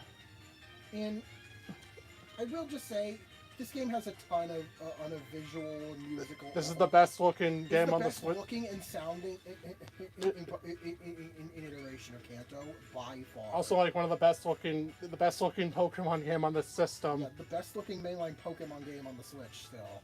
Yep. Well, yeah, it just looks really nice. So they were working with a smaller scope for the region, so they had time to make those environments look really. Also, like a full orchestral score. Or for the game. A reorchestrated Kanto. Oh, and it sounds amazing. But yeah, it's like, oh, there is player customization. It's very limited though. But it is technically there. EV players get like 8 extra sets. EV players get a total of 9 sets. 9 sets. While Pikachu players get 2. Or you can like mix and match them. You can mix and match the parts of each set. Which is so cool. Pikachu players get Pikachu and Raichu. Huh.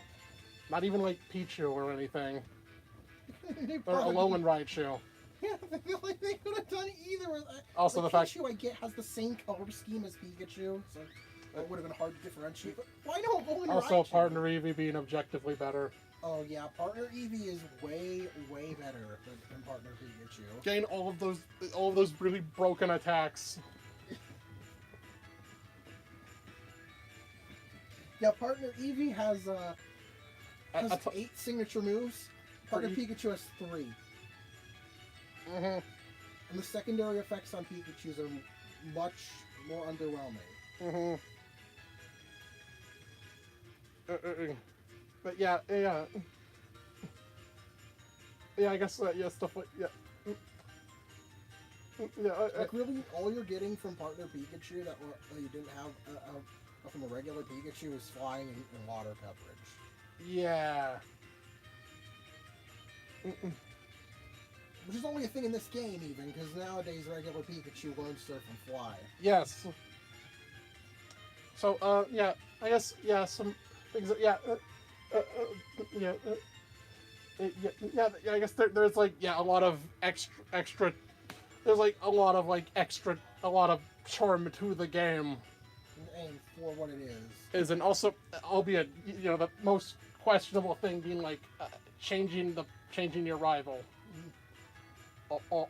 Trace fucking sucks as But they needed to be nice and welcoming for the new players. They even came up with said yet another decision, another fucking PR statement, and about like why rivals are the way they are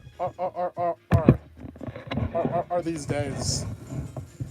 It was because of like they were designed that way due to hardware reasons.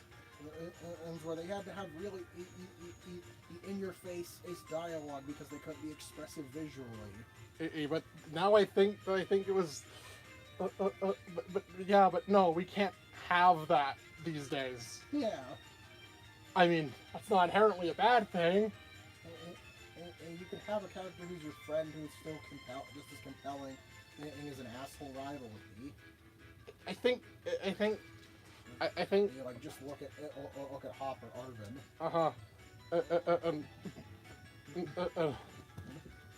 And at least I guess that hey, the DLC at least delivered on Jerk Rivals. Those two. Also Kieran and well, both of them really. And, well, we're not going to go too much into detail on all that, but like, if you know, you know. But the thing is, it also, if Beat was another jerk rival, all they attempted. But the thing is, yeah, Trace is just.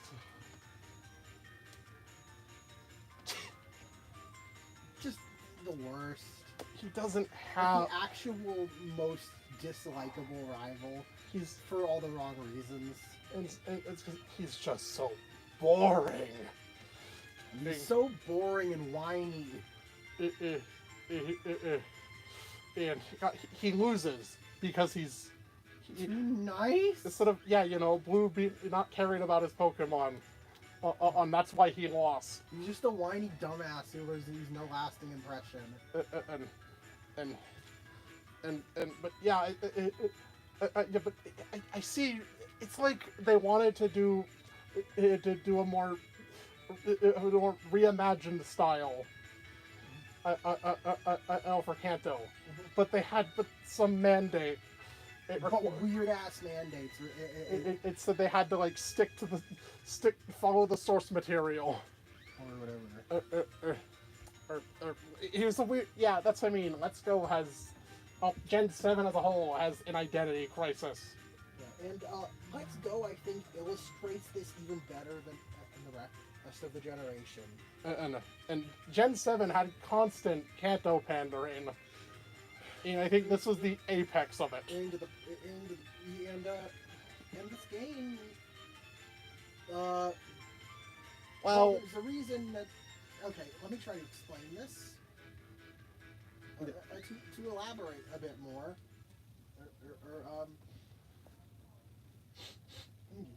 Yep. Sorry, sniffling. Yep. Yeah, sniffle. To elaborate a bit more. Or in Kanto. The whole Let's Go thing with Let's Go. There is so much potential here.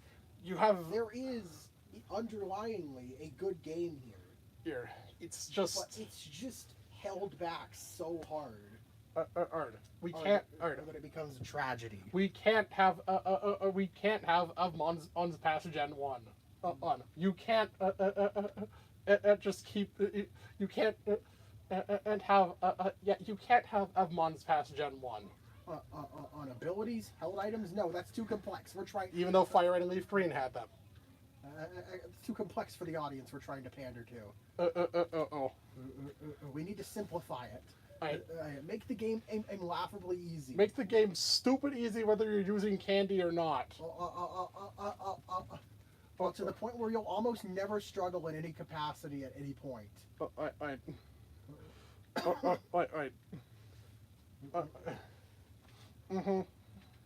Like, to beat Brock, you have to bring something that's super effective against him. Granted, you don't have to use it. But still, the game requires you have the ability to steamroll Brock before you. Yeah, right. Each gym has a gym requirement. The game makes sure it's like, hey, you have to be able to bring something that can one-shot both of Brock's party members. So effectively, just catch a Bellsprout or Oddish, which are now added as early game encounters.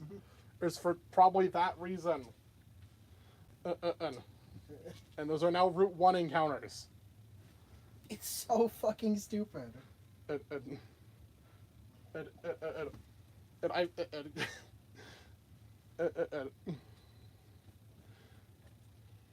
Yeah, so, yeah, I can't, there's, you can't, the game forces you to have, bring a water or grass type.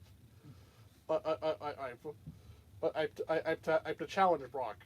It's just embarrassing. What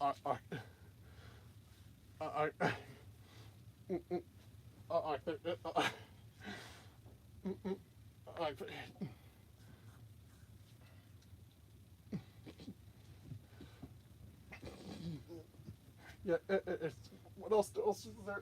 Do you have anything else to add to that?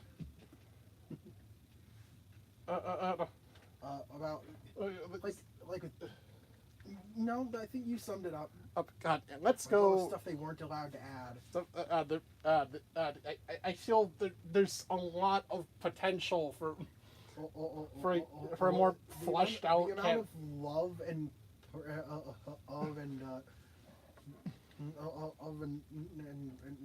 artistic passion put into these games. It's just they did a really, really good job of reimagining Kanto. This was actually also Masuda's last game as director. As I remember. It just could have been so much better. But yeah, but you know what? It could be worse. It could be much worse.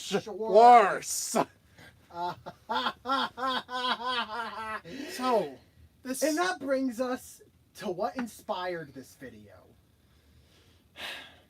You're listening to Giratina's theme, epic remix cover, intense symphonic metal cover, by Kieran Zane and Roberts. This game. Let me tell you about this game.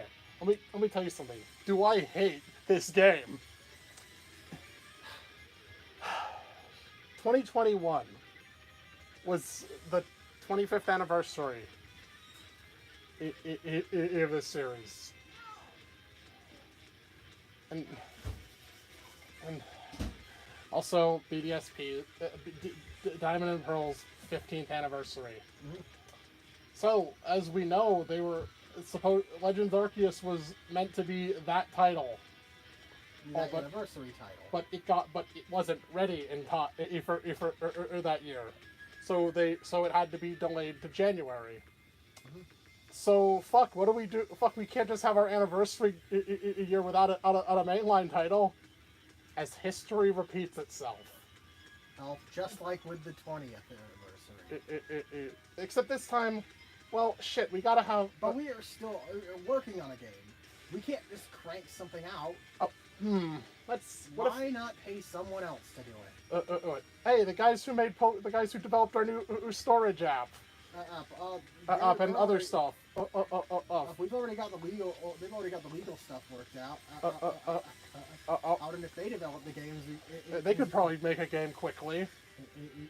And they already have access to all the code needed. Yeah. They already have access to most of the code needed thanks to Pokemon on Home. Yeah, sure. Let's make a more traditional remake. Let's have A more traditional remake. a, Developed by Ilka. I love creating art. This is not art. This is not art. This is a fucking cash grab. And Brilliant Diamond and Shining Pearl. The most embarrassingly or excuses is for a video game remake I've ever personally been aware of. Yeah, this is. I remember actually being somewhat excited when I saw this. Sinnoh remakes. That's something you've been asking for ages. God, my 11-year-old self would have shit his pants. Yeah. Yes, they did it. They finally remaking Sinnoh. Well, then they had to say in the announcement, and that they would be faithful remakes. Yeah. But you're just wondering, but to what extent? What does that mean? What does that mean? In what they said, there would also be modern enhancement as to the game. And then I guess as they went on and, spent like half a year not showing us anything, they revealed something like the Grand Underground. Oh, cool. Oh, you can catch a bunch of hey, there's some platinum ones. Do we actually have the updated Pokédex? There's actually those are mons you normally can't catch. Actually, there's Porygon Z. No, they're not. No, I mean off deck. Yeah, Looks like they're off decks mons. Mons too. Oh wow! Oh, are they actually doing in right this time? Oh my God! Yes, no, Sinnoh with no HMs. They have an HM replacement. Oh wow! Wait, what are those? Where? What are those themes? Wait, we didn't actually have those details. Also, wait, what's with the visual design? Why is the visual? Why does the game look like that? Where's platinum? I don't see any like platinum enhancements here. They're on the map. The Turn of Forest looks barren. No, there's no overcast on it. Where's the overcast in Turn of Forest?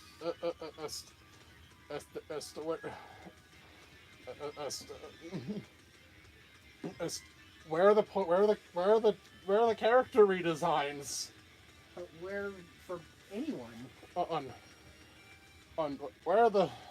I think it was just added. It was just death by 1,000 paper cuts. I'm using that right. Yep. It And started then, out so promising. But the more we saw, More and more we saw of the game, and then the more and more people realized. the game leaked.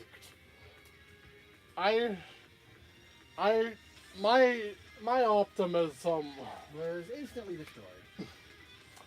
As I found out all of the stuff about it, everything there was and wasn't in the game, wasn't in the game. Oh, fuck me. You see the thing here? Crystal and Emerald, fine. Sure. We can look past that. Crystal and Emerald were very, in the long run, only made slight tweaks to the games.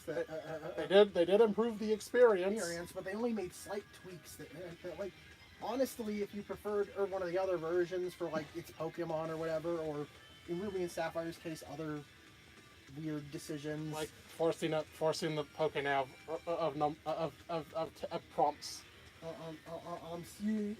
I don't think there would be too many people that would. It is no contest as to say what other Platinum is the better game. It is no. It's not even a question. Diamond and Pearl are miserable. These are not. These games suck. These games are barely functional. Well, not. Let's go that far. These games, they're a huge mess. You like 2 fire types? Or 1 if you didn't pick Chimchar? You like seeing Flint with a half with only with 3 non-fire types. You like the ridiculous level curve jump to 66?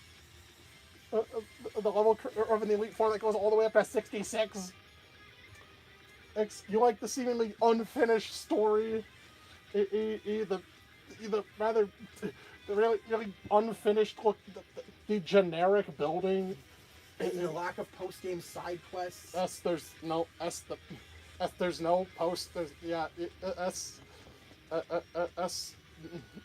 it's like nothing to really do in the post game. And aside from catch some legendaries, he's that's DP. That's DP.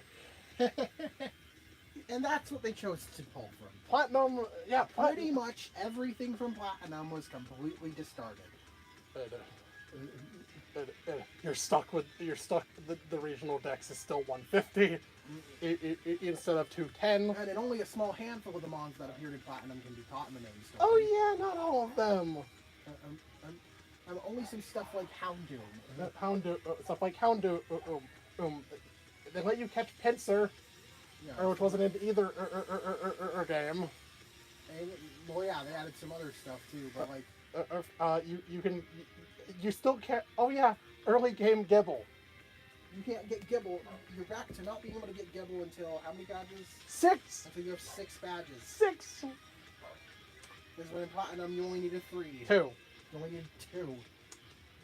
Mm-hmm. So good luck getting a really under-leveled Gibble on having to raise up that Pokemon with a slow growth rate. Yep.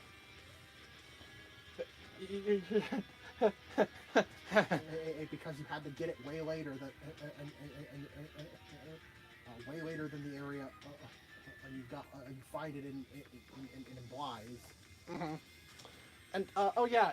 So that means you have Volcra with 2 electric types. Volcra with only 2 electric types. I've trainers in the steel gym and using non-steel types.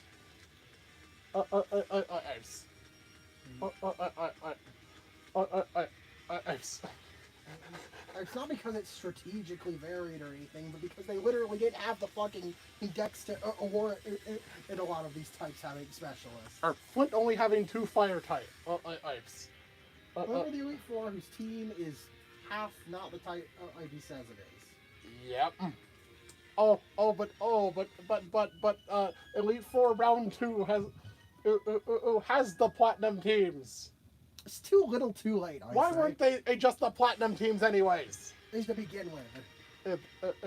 But to compensate for that, after you, I think, clear Stark Mountain, there's a 3rd round, with the national dex stuff. With the national dex taken into account.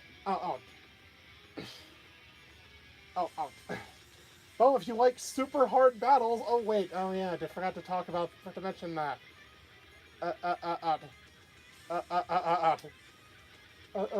Forgot to mention that every single boss team in this game is like really like on crack. They're all EV trained and have perfect IVs. It is optimal natures. There's held items.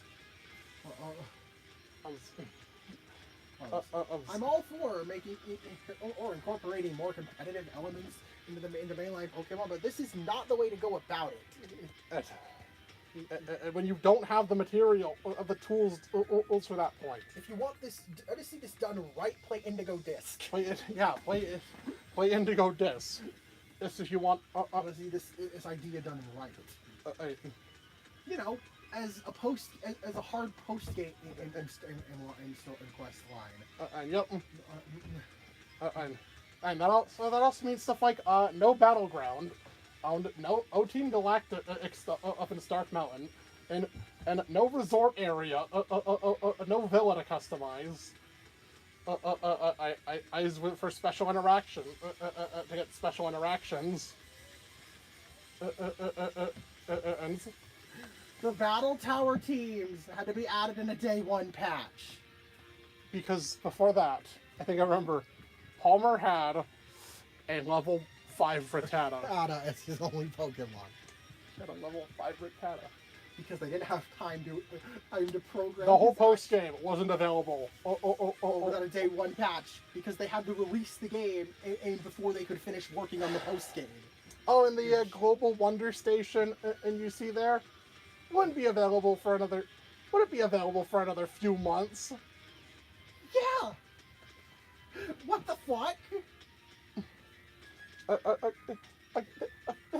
Oh yeah. Wait, you thought there would be a battle frontier?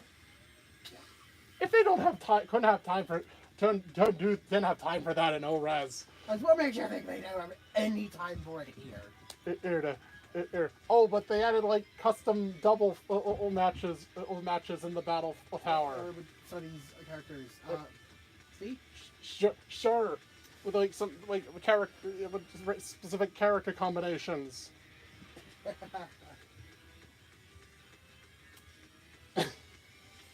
Yeah. Sure. That's like a band-aid on a shotgun wound. Yeah, exactly. Also, there's gym leader rematches, and all you get is a fucking sticker.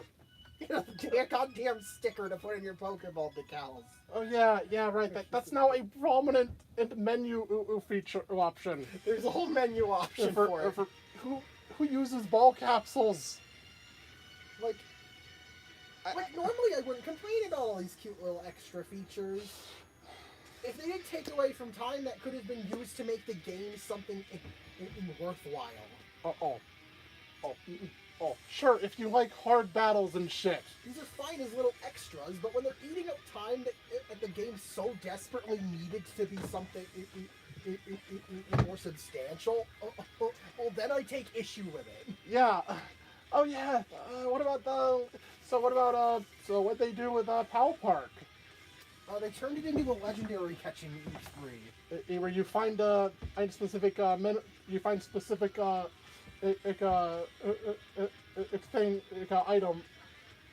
in the underground. You find specific eights. It's in the underground. Like put together, and then put that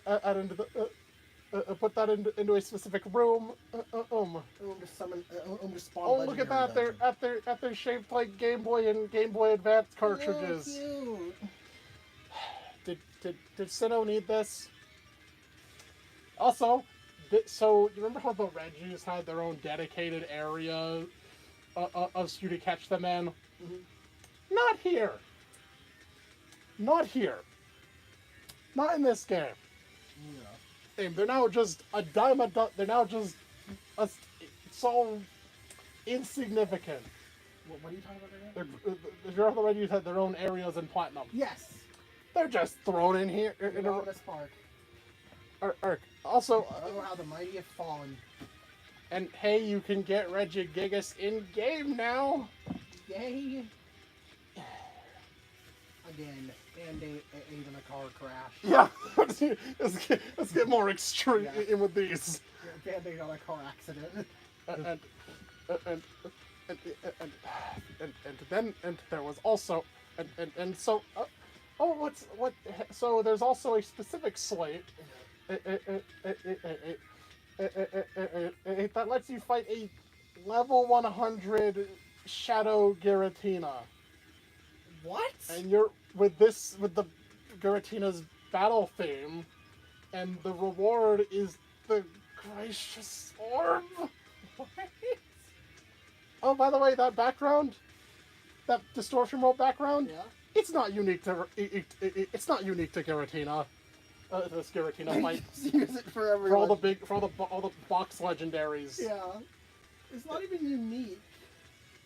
It's It's just a weird shadow thing. What? Why did they? What? Why? Why did they implement? Oh, right, because you catch Giratina elsewhere. in Turnback Cave. Then why didn't they just put the Gracious Orb there? Why does this need to exist? Random level 100 Giratina. For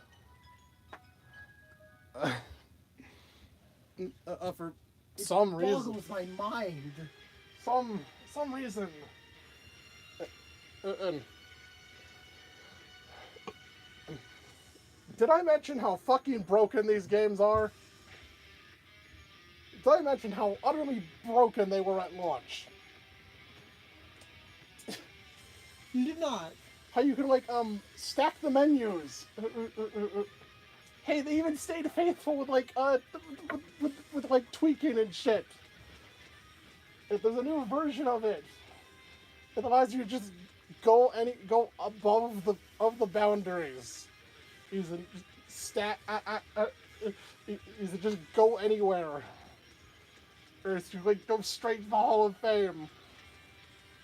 The game didn't take diagonal movement and wasn't built around diagonal movement. And so, in Snowpoint Gym, you can just ignore the puzzle. Oh. This game also has following mods that you have to unlock.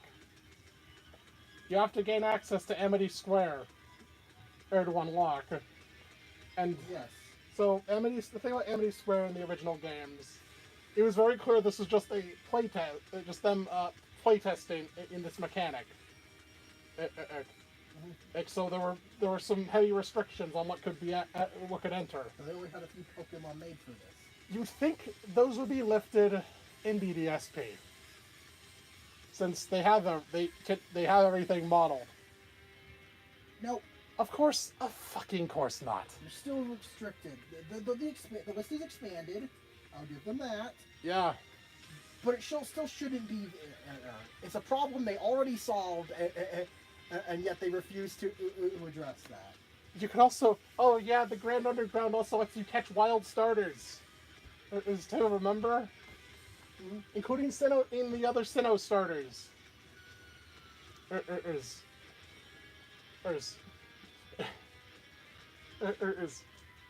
only when you get the national decks.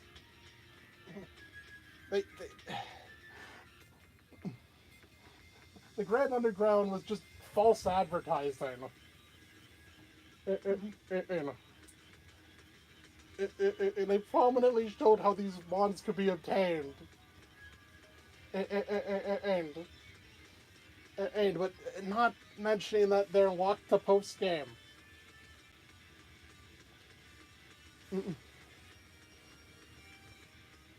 Also, you can get a Razor Claw in game, but not main game, but not a Razor Fang. Ain't that great? You get a Razor Fang as a claw, but not a Razor Fang in the main game. I hope you like being stuck with a Gligar.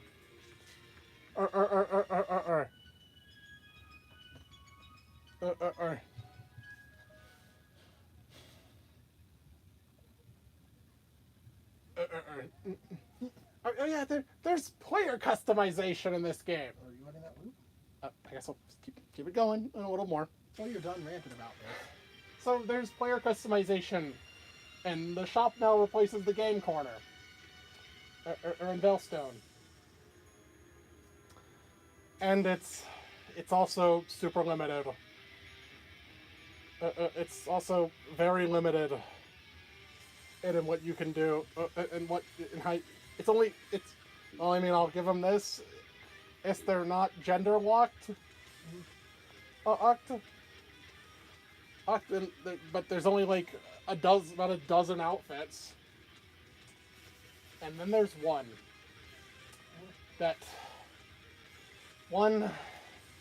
of them was only obtainable if you bought the game within the first few months. Mm-hmm. And what is it, you ask? What's the set, you ask?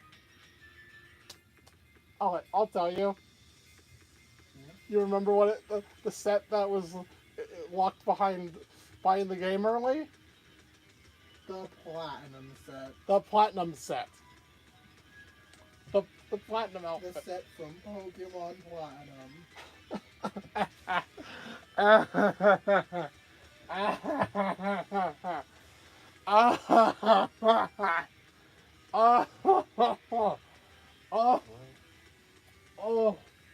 Oh no, now you've done it. Now you've fucking done it.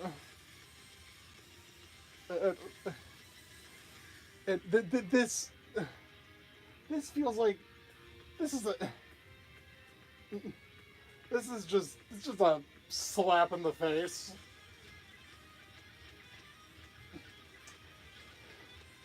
I remember I equipped that and I just posted I hate this game. Um, um, they also did a Manaphy event and there too. Oh. And as an early purchase, this bonus. As- Also, if you have save data from Let's Go and Sword and Shield, you can get a Mew and Jirachi. This is not locked to post game. Which means you have access to Mew and Jirachi in the main game. Yes. No, for some ungodly reason. These aren't locked to post game. These aren't locked to post game. Free mythicals. But the platinum stuff is. But the platinum stuff is. Also, I guess another thing. Looker is dead and Game Freak killed him. Yeah, Looker is not present because, of course, no platinum stuff. This isn't platinum. He wasn't in DP. What else? Wait. Wasn't there a new character? Other new character platinum added? Oh right, Karen. He's not here either. And even more insulting. So you remember that Team Galactic box box wallpaper from Platinum. It's there. But they removed Karen and replaced him with a Team Galactic run.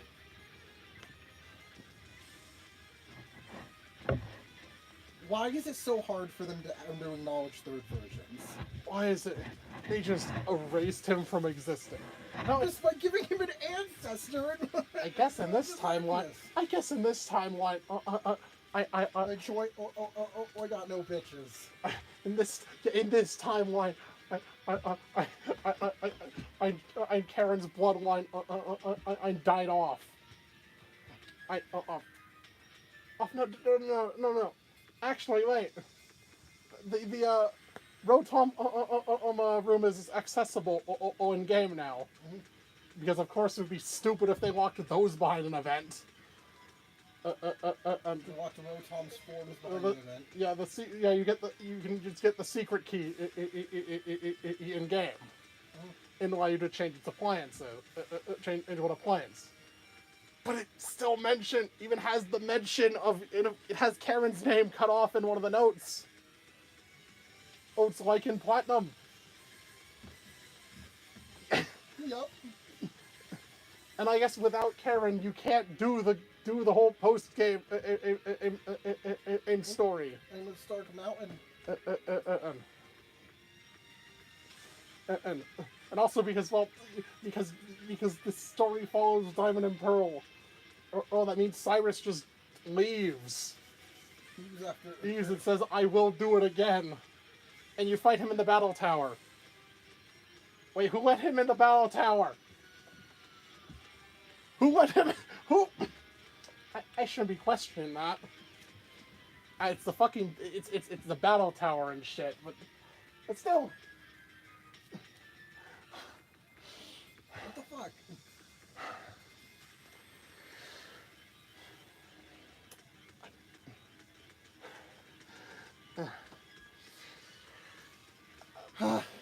What did?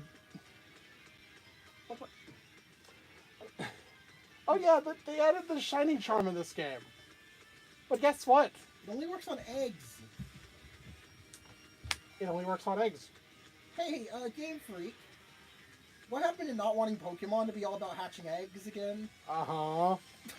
Yeah. Also the thing about Or sorry, Ilka. Ilka. I guess Ilka clearly has different views on that. Yeah, Ilka, yeah, right. Or they just they just knew of the shiny charm's existence and didn't know how it functioned. Also, Which they is added the arguably- catching charm to this game, I think. They added the catching charm. Yes. They added the... Also, the ability excellent ability patch. But you want to know what's in nature mitts. But you want to know the real kicker? Yeah.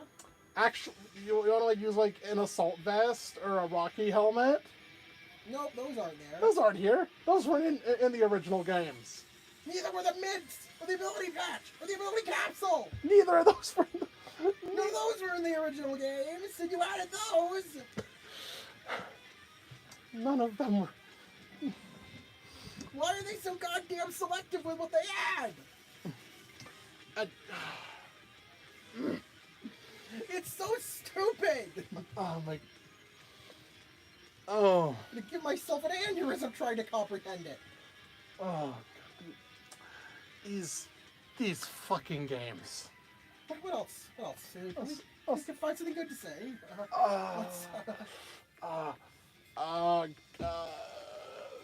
Visuals.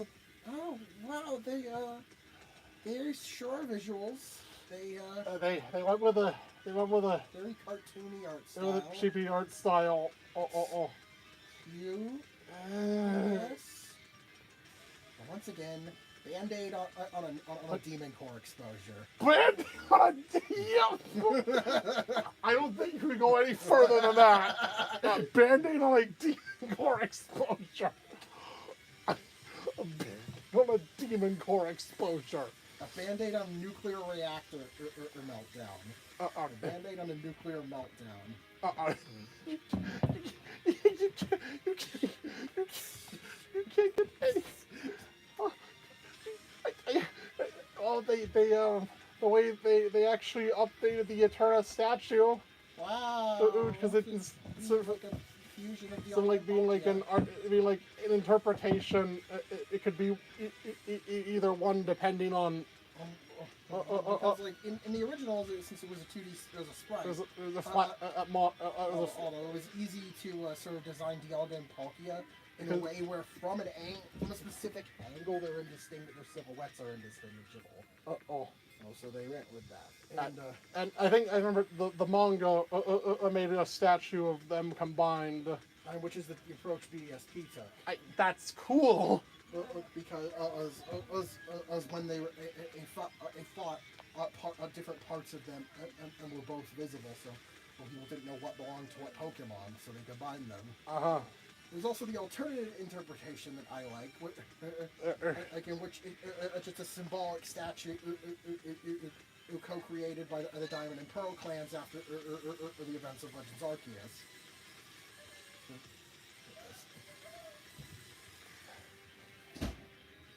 But so also, oh yeah, in the Canawave Library.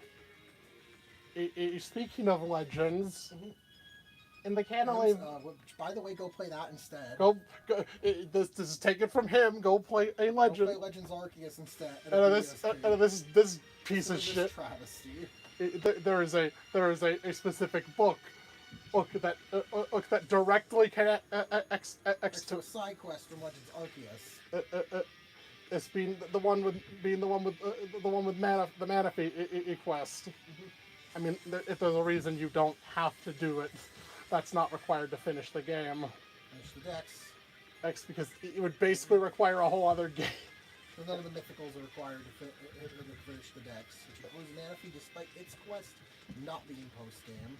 And also locked behind save data. And not locked behind save data.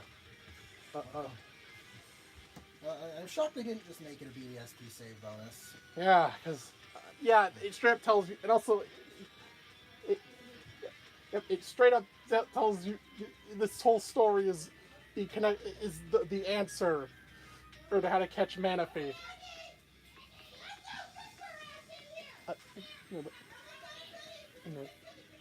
Ignore that. We're screaming at the dogs.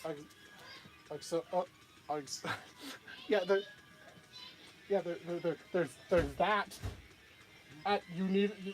Basically, hey, either look it up, or buy a game, or buy the game. Or buy a whole other game. Just look it up. Just spare yourself. just look it up. Spare yourself the soul-crushing experience of interacting, of engaging with a brilliant diamond. So I want confession. Confession from both of us. Yeah. Neither of us finished this. Neither of us finished it. Neither of us finished these. Which you- is the first time I've ever done that.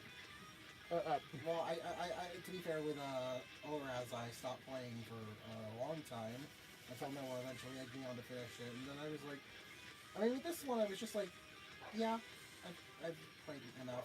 Did you play like up to the? Did you beat four I gems? got like halfway through the gems. And then one of your mons required a dust stone which required some stupid underground RNG. or pickup. Or pickup grinding, neither of which I particularly wanted to do.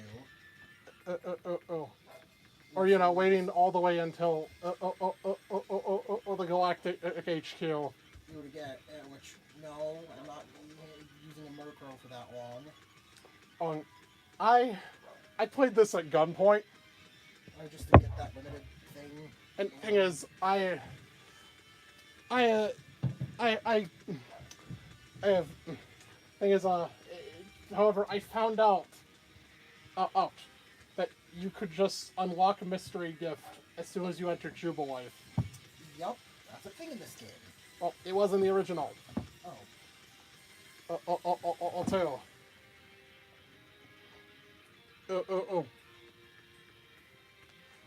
But the game doesn't, it doesn't really make that clear.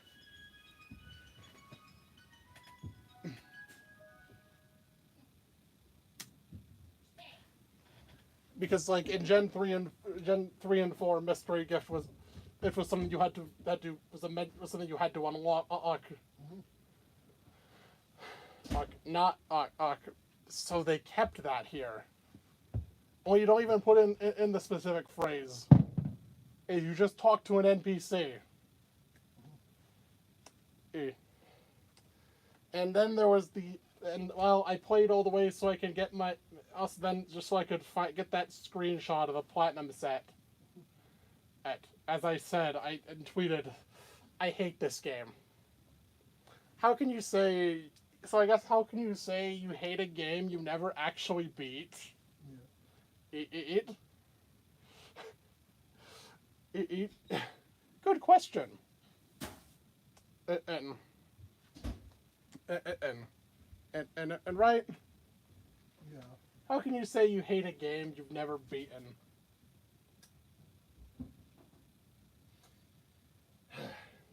Well, I guess we'll go on to the. it's hard to do that, but like,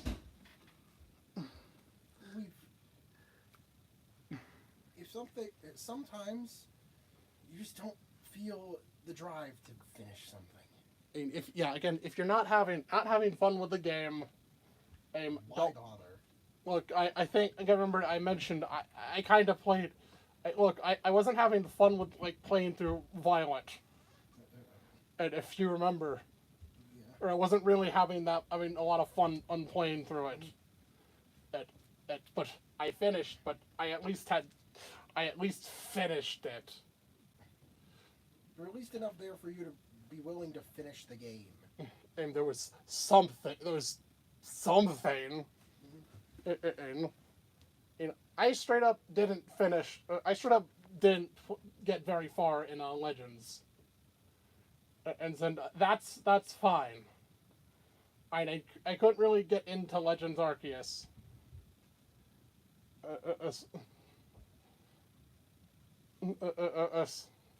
It's because it was just too different.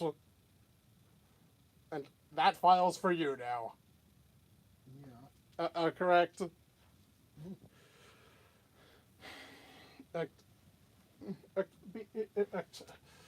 BDSP was personally insulting to me. The biggest disappointment, like the context of this game, I was or what really sells it as the worst. I fucking hate Alola. Even if it's objectively an improvement over Diamond and Pearl. Yeah. with more modern updates and stuff. It's in some quality of life features. That doesn't change the massive letdown this game was. I had looked forward to Sinnoh remakes for ever since ORAS showed what a remake could be. Like I had that. You remember that video? As stupid as it was with the things he wanted, his number one thing was a reskin of Megas as overpowered Z moves. Z moves that give you drastic boosts.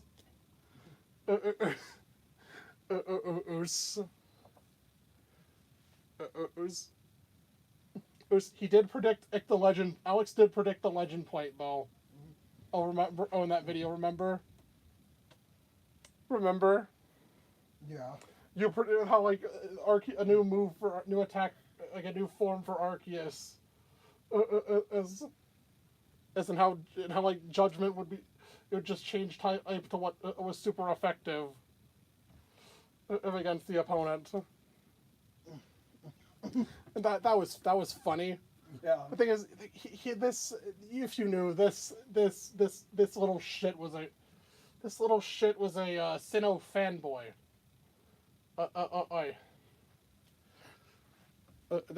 This little shit was a Sinnoh fanboy. Shall I play the last track? Yep. I think we've run this game dry. Yeah. The thing is, BDSP just it's just. If we went on any longer, we'd just be beating a dead horse at that point. It's not even. At least it used to be a horse. Now, Now it's just. It was a horse, but everyone everyone has beaten it so much. That's just. Us the pile of decomposing meat. Everyone has thrown this game through the ringer. Or in the past, like, 2 years or 2. Through the ringer, under the bus, off a cliff, down a waterfall, straight to hell, into a volcano, straight to hell. But what does it all mean? Why did I want to make this video? This thing is, I think BDSP was an example, what kind of like killed my excitement for future titles. Yeah. As if you remember, yeah. If you remember correctly, that's when like I started like picking up this whole release cycle and shit, and just how bad it was, as in how the quality suffers because of it. Guess what? Yeah. Right now, you're listening to Mumor's Lumio City remix. Long-time viewers might recognize that name. Yeah.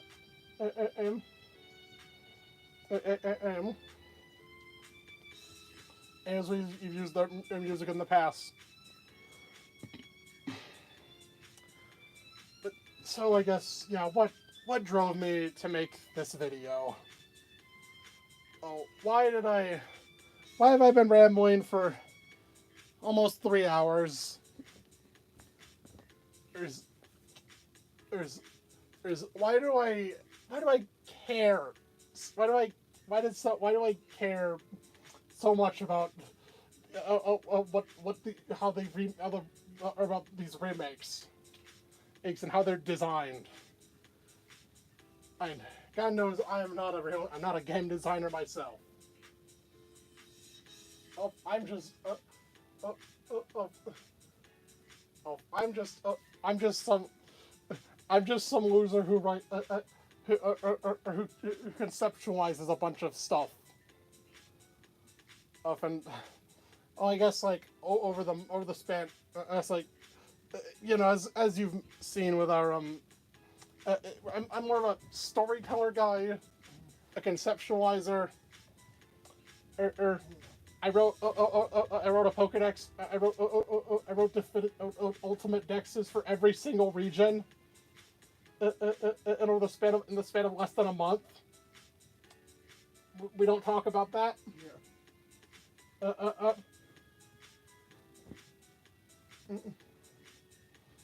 I wrote Pokedexes with like 200, like 400 plus mon on per region. Yeah.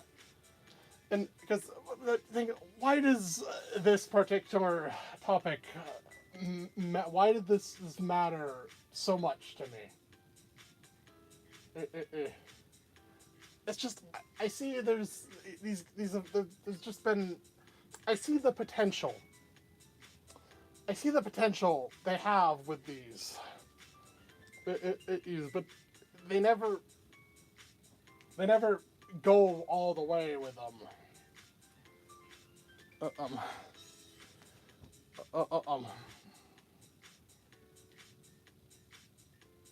They never go all the way. Or have some stupid restrictions on them. Or are just blatant cash grabs.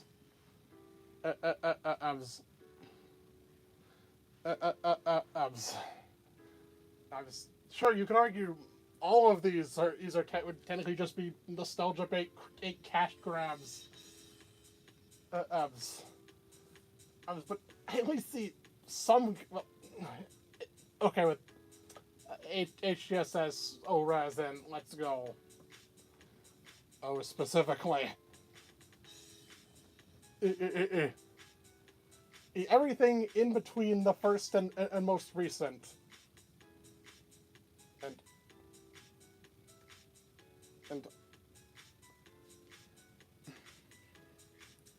And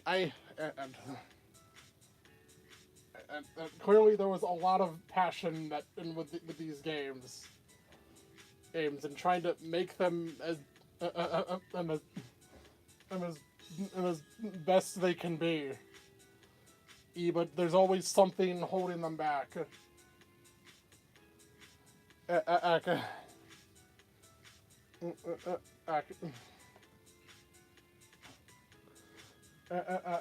always something holding them back, like not allowing evolution, and you can't normally obtain,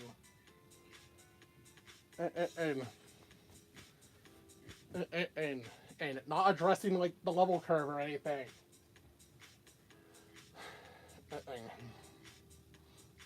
Not addressing Johto's level curve. Or gatekeeping evolution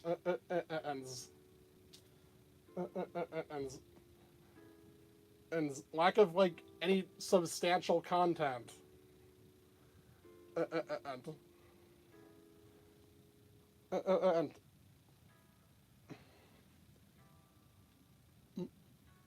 and or just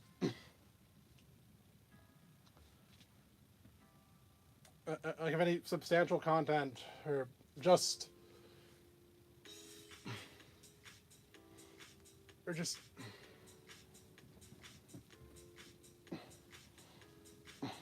or your BDSP. Yeah. Or your BDSP. The biggest case of a cash grab.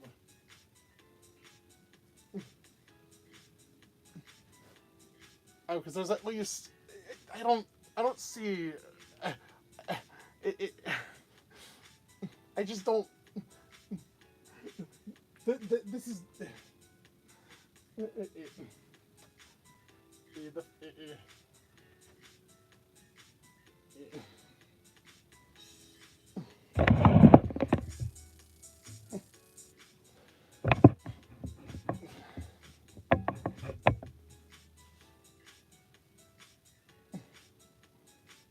But the thing is there's. And I guess that was why I was all. That explains why I was like very nervous with the announcement, what they'd announced today. This whole problem. I mean, how much worse things we're gonna get. I don't just want. I wouldn't just want. I really wouldn't just. Would y'all really want to buy a black and white with Fairy Whimsicott? Would y'all really want to buy that? Oh, they added the fairy type. Yep, the fairy type is in Unova now, or Johto, or play HGSS but with the fairy type. I personally, after BDSP, I don't think I'd want that.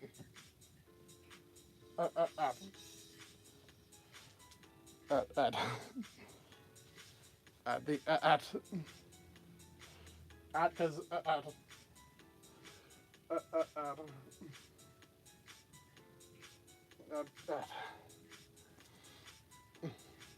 but you know,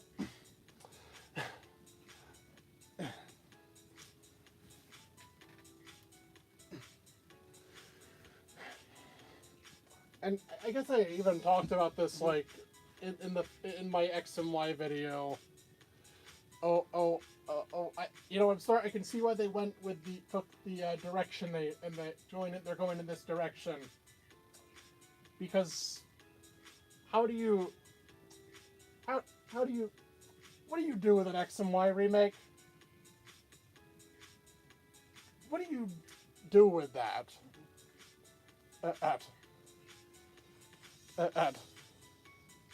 At that point, it'd just be an HD remaster. It just remaster. It would just be upscaled in HD. That's it. Because this is the game with the because there's no significant gameplay change. Because X and Y was the last time they updated like the core battle mechanics. So there wouldn't really be much of a point. Right.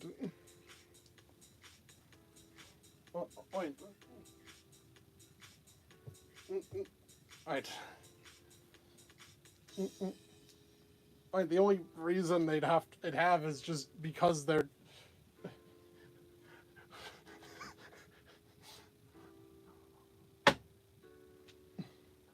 Although, who am I kidding? They could surprise us and drop an X and Y remaster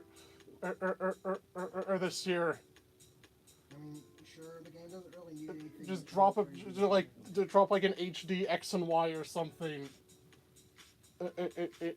Since, well, as we know, Legends Z is not coming out till another year. Like, that's the thing with VSP. Yeah. How it was framed. Yes, that's the thing. It was framed as something on the same level as Heart Gold and Soul Silver and Omega Ruby and Alpha Sapphire. Now you're with me.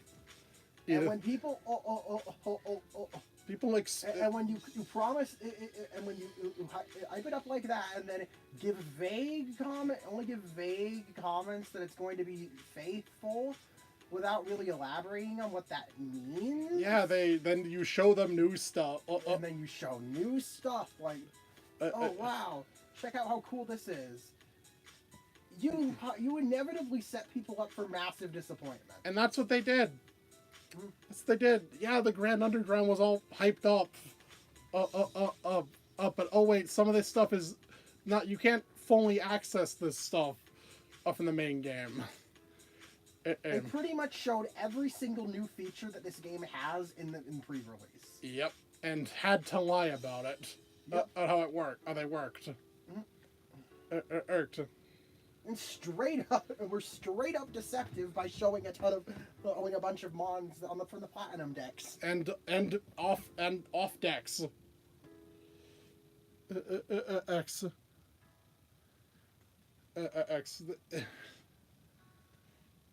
X, yeah. The mons that weren't there were a bunch of mons that were off the decks. I think I remember specifically like seeing like a wild Slugmon pre-release. Yes, I remember that. like Slugma Manectric and shit. Yeah. And like how they had those also like I forgot they took away customizable base. Mm-hmm. Ace at the cost of all this. Instead, you have statues to play Ace to increase the likelihood of a certain type spawning. And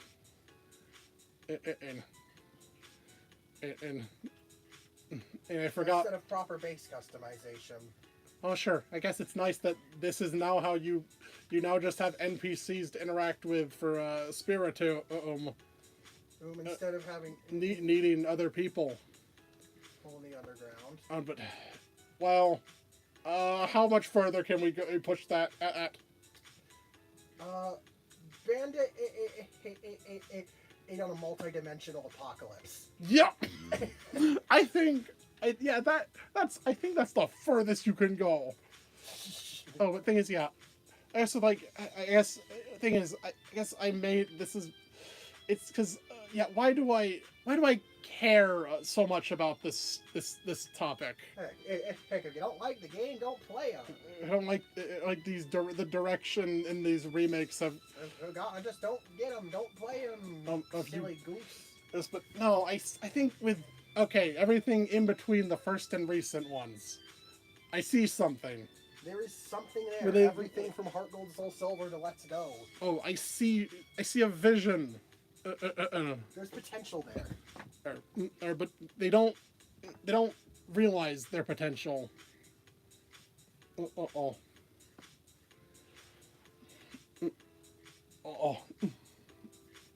Yeah, they don't realize their potential. Oh, they don't. Oh, these.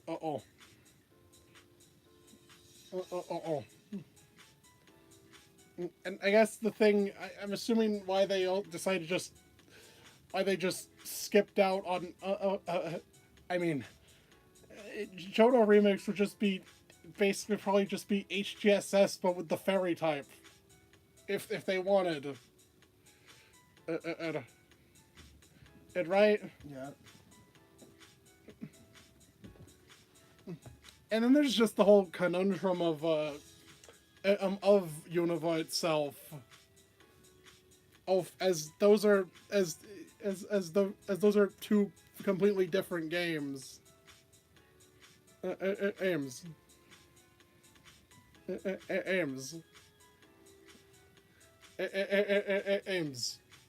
They have to figure out how to like schedule that.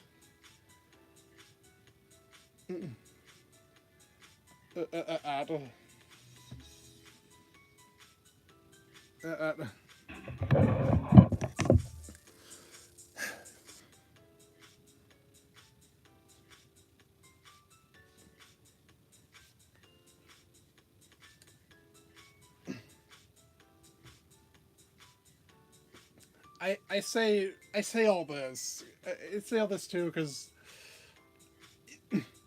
fans have proven that and what you can do without any restraints. Do without any like dumb restriction ends.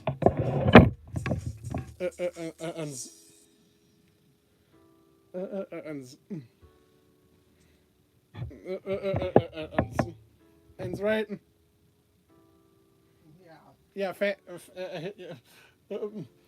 Several fan projects have shown what you could do without any limitations. And like what if BDSP wasn't a total piece of shit? Right? What if these games were actually good? It had had stuff from Platinum.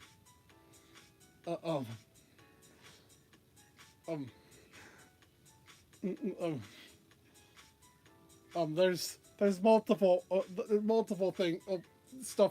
projects like that. I guess it really is.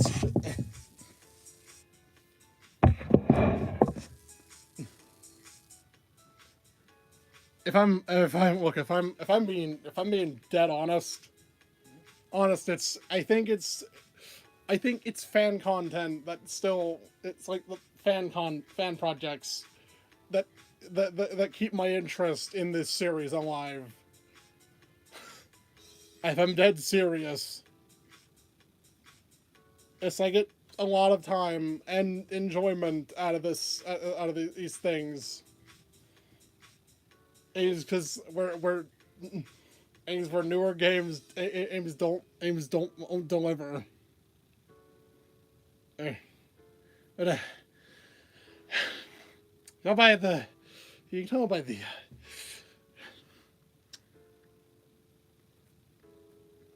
But if you couldn't tell by the tone of my voice, I've been talking for over 3 hours, as I think. I've been talking for over 3 hours about, it's 5 o'clock. It's 5 o'clock right now. I think I've said all that I really need to.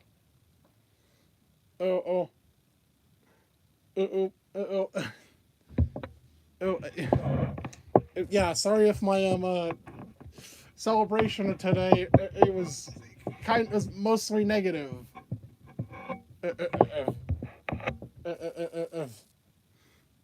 I'm sorry. I get.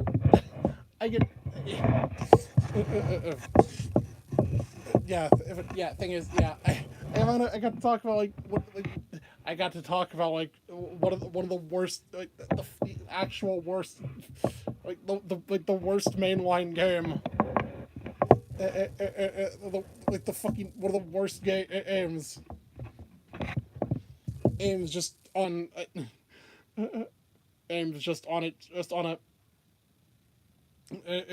a sheer artistic level.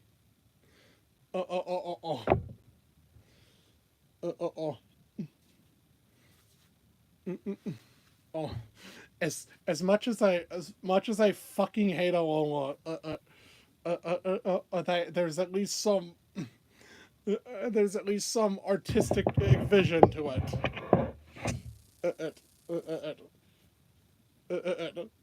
This does not have any. This is nothing more than a cash grab. I think I've rambled on long enough. I should probably end it here. Here. I guess all this talk about stuff that a remake should do has kind of given me an idea for a series idea. I might have talked about this with you before. Yeah. Or the talk about these regions and how you'd go about it. Mm-hmm. I'm not promising anything. But yeah, I'm not promising anything. What idea are you how we do it. Interesting. And I think I talked about this you last summer. That sounds fun. Or how I'd go about remaking these games.